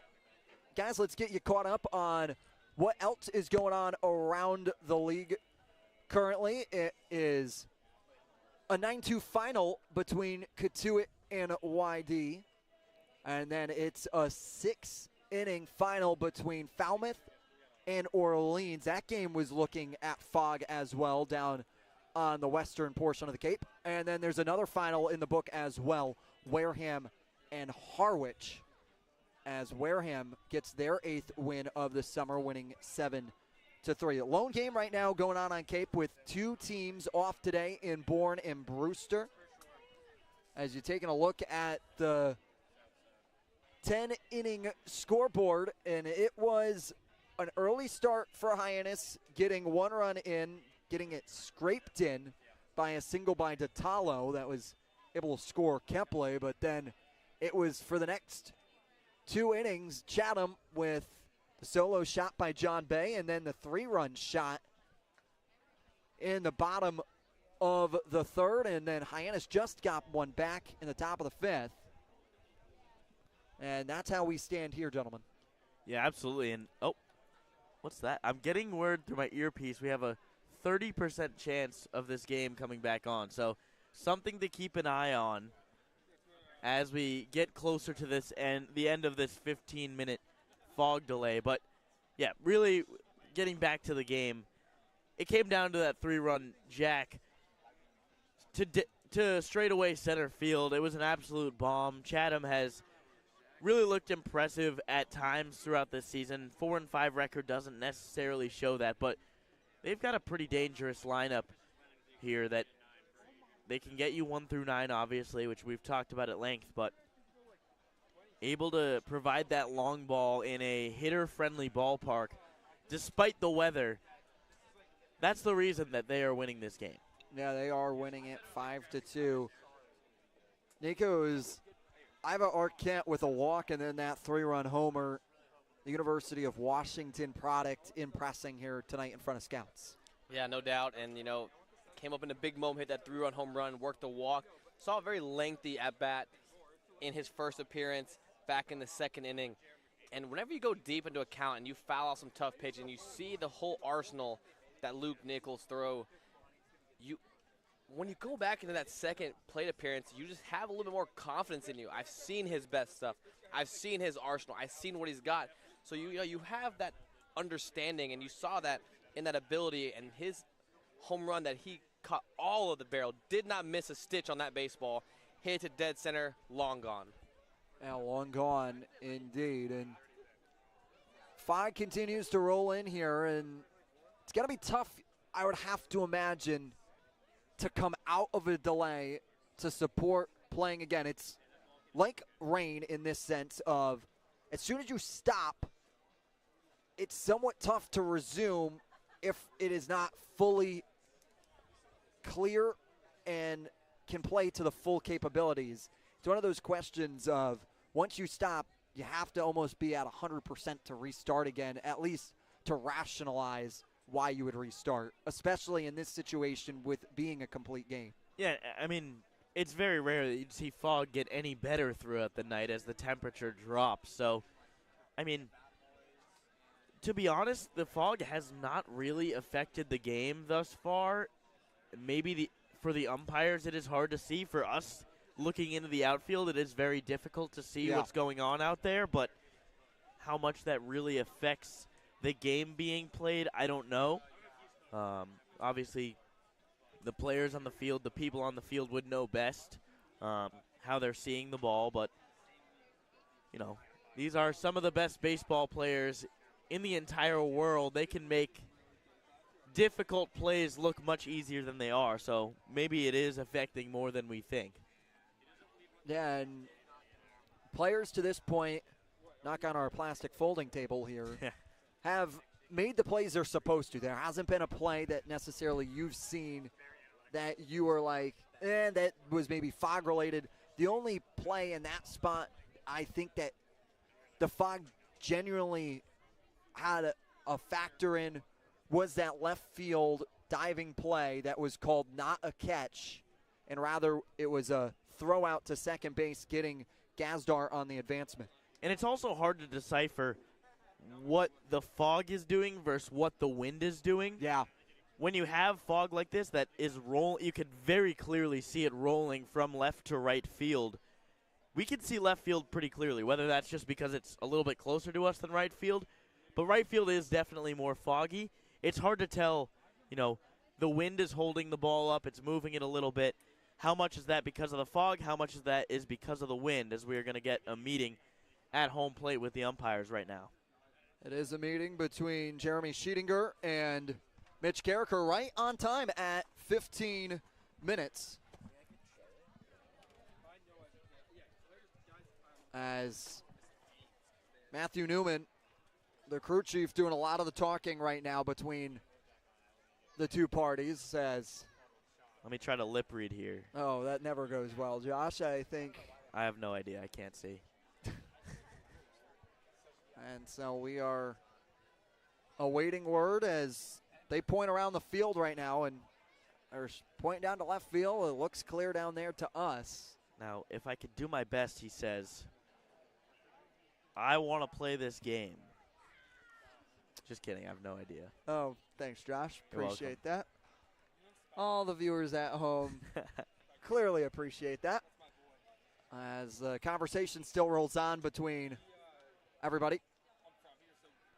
Yeah, can't imagine too much here changes. Not much. Oh, breaking news, guys. Sorry to cut you off. It seems as though manager Mitch Carricker just told a funny joke.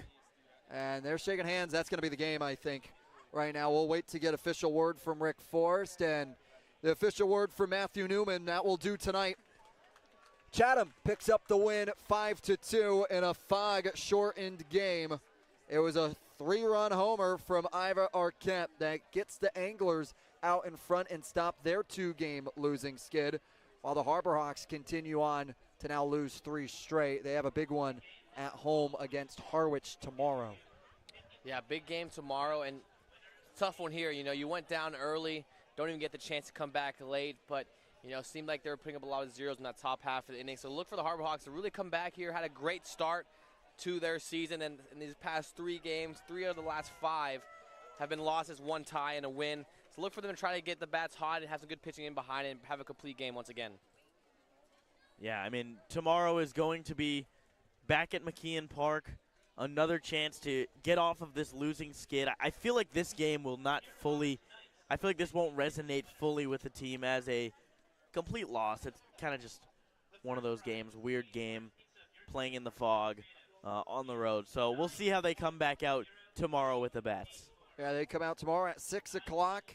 Right here on the Harbor Hawks Baseball Network. You can catch that one live at home from McKeon Park as they take on the Mariners. You can catch Josh, Nico, and myself back together again in the Timmy Elstrom press box. Bringing you that one at 6 o'clock. Pre-game show starts at 5:50. For my broadcast partners and Josh Schreiber and Nico Sharper, producers Chase Avery and Dan Bottolino, and our sideline reporters Josie Broyles and Matt Coates, I'm Jacob Byron saying so long from Chatham. We'll talk to you tomorrow from Hyannis as the Harbor Hawks drop a third.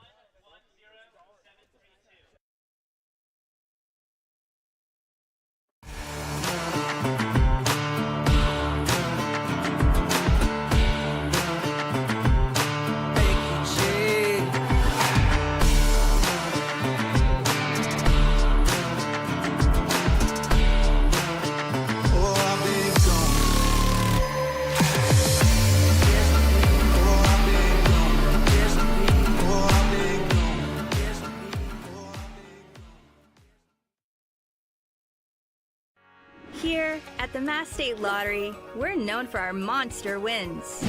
But there's no bigger win than the $1 billion we provide each year to support all 351 cities and towns in Massachusetts. In our game, we know that supporting local businesses and helping communities is how we all win. Because at the lottery, we're all playing for the home team. The Mass State Lottery.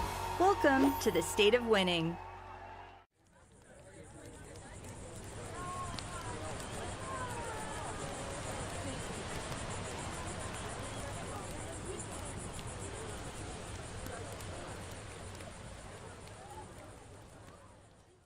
When you need to be seen for a minor illness or injury, Cape Cod Healthcare Urgent Care is here for you with high-quality, full-service walk-in care. ER expertise meets urgent care convenience at our 6 urgent care centers, which are staffed by board-certified ER providers and located Cape-wide from Falmouth to Orleans. Cape Cod Healthcare Urgent Care is open daily and offers a cost-saving option for everything from sprains to stitches, with timely treatment in under an hour for most patients. View online wait times at capecodhealth.org/urgent care. Cape Cod Healthcare Urgent Care. Minor emergencies, major attention.